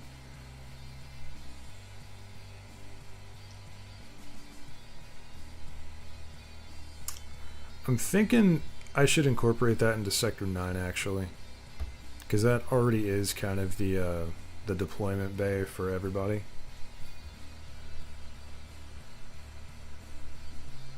Janitorial HQ would have to be somewhere. Sector 10. You made a big deal about that. Yeah, Sector 10. Okay, I did add it in there. Sanitation. Yes. Yeah, thank you for reminding me about defense, though. That's important. I think Sector 9 is going to be our kind of defense HQ.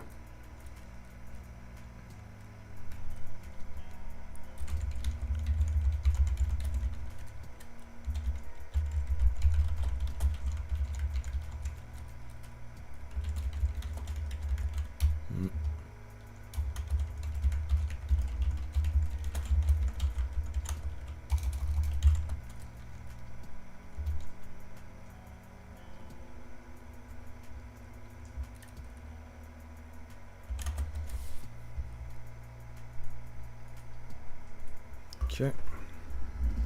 Cool, just missed it. At this point, I'm probably missing a lot too. Brain is not functioning very well. Defense sector, it could be like an outer ring or something. I think that can expand as needed. Not a bad idea. It would make logistics be kind of horrifying. I'm thinking of like the idea to make it Sector 9 also handles defense, because just being a deployment bay is kind of like it's not enough for a whole sector. So they could totally maintain that defensive ring. That's something to hit on the detailed layout of this, though. I do like that idea, though, and I'm kind of kicking around about the idea of each, like, as part of their ability to float. Now that it's an arcane thing, definitely. I'm liking the idea of making the, like, their method of propulsion for the cities also be sort of their defensive measures. So, like, the way they float also produces some kind of barrier that makes getting in a little bit of a trick. Still kicking around that idea. We'll figure it out. Honestly, though, I think that is going to be it for me. My brain is absolutely fried from all of this, but holy crap, we got so much work done. I cannot thank you guys enough for helping me with this. This campaign is going to be really spicy. I do appreciate the absolute hell out of it, and I really, like, seriously, thank you guys for hanging out for 3.5 hours. This has been a blast. I'm definitely going to be doing this again. Hopefully get a little bit more in the way of people. Maybe some interested parties. Might be able to act as players eventually. It's still a ways off. Sector 4 and I could be responsible for the defense ring as a hypothetical. Sector 6 could be used for maintenance and magical defensive measures. Giant crystals that float, make a windberry, and shoot lightning on occasion. Deflector on a starship in Star Trek. Yeah, valid. I'm sure the idea has been used before, but I will work on it another time when I can think a little bit more clearly. There's to prevent tiny debris from smashing the ship to Swiss cheese while moving at high warp. Ah, yes, the traditional Star Trek technobabble. It just magically explains everything. I have nothing against Star Trek, by the way. It's just not my cup of tea. But they definitely mastered the art of just spouting random techno BS and making it sound right. Can also be used in a beam of destructive energy. Yeah. That's the one thing I've heard about Star Trek that kind of bothers me, actually. A lot of their stuff is just all-encompassing in a way. But that's coming from an outsider who knows very, very little about it. Anywho,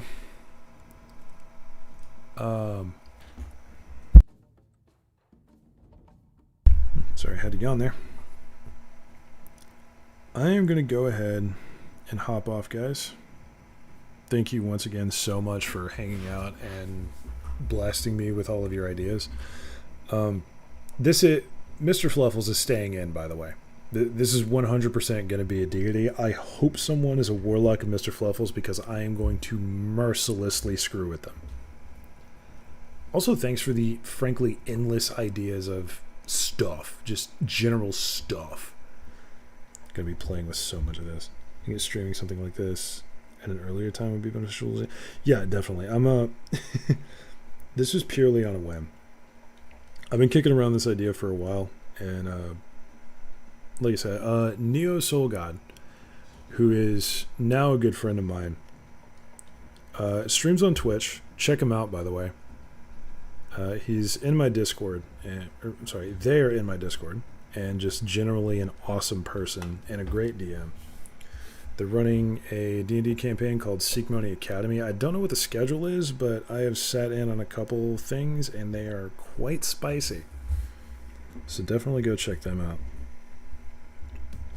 Hopefully, if I play this right, hopefully Neo will be in the campaign, if I can swing it. Kind of looking for a quote-unquote all-star cast once I start that up, but we'll see. Thanks for streaming. Have a great night, David. Glad I was able to help. Glad you were able to help. Mr. Fluffles is the chief deity. Oh, yeah. Oh, yeah. I also got to figure out a way to share this to people. That's going to be interesting. I might just, like, steadily upload this and copy-paste it to Foundry. Make it easier. But, anywho. Yeah. Thank you guys for stopping by. Go check out Neo if you want some more D&D goodness. I don't know if they're streaming right now, but they're usually up to some shenanigans. And I will definitely be doing this earlier. I want to stream more. Just occasionally, my hermit side decides, let's just watch YouTube videos for 12 hours. But yeah, thank you guys for stopping by. Keep an eye out for the next one, and hopefully some more D&D content coming soon. Probably not, but definitely going to be streaming more of it. Yeah. Like, comment, sub, etc. Bell icon, blah, blah, blah. Have a wonderful day. I will see y'all next round.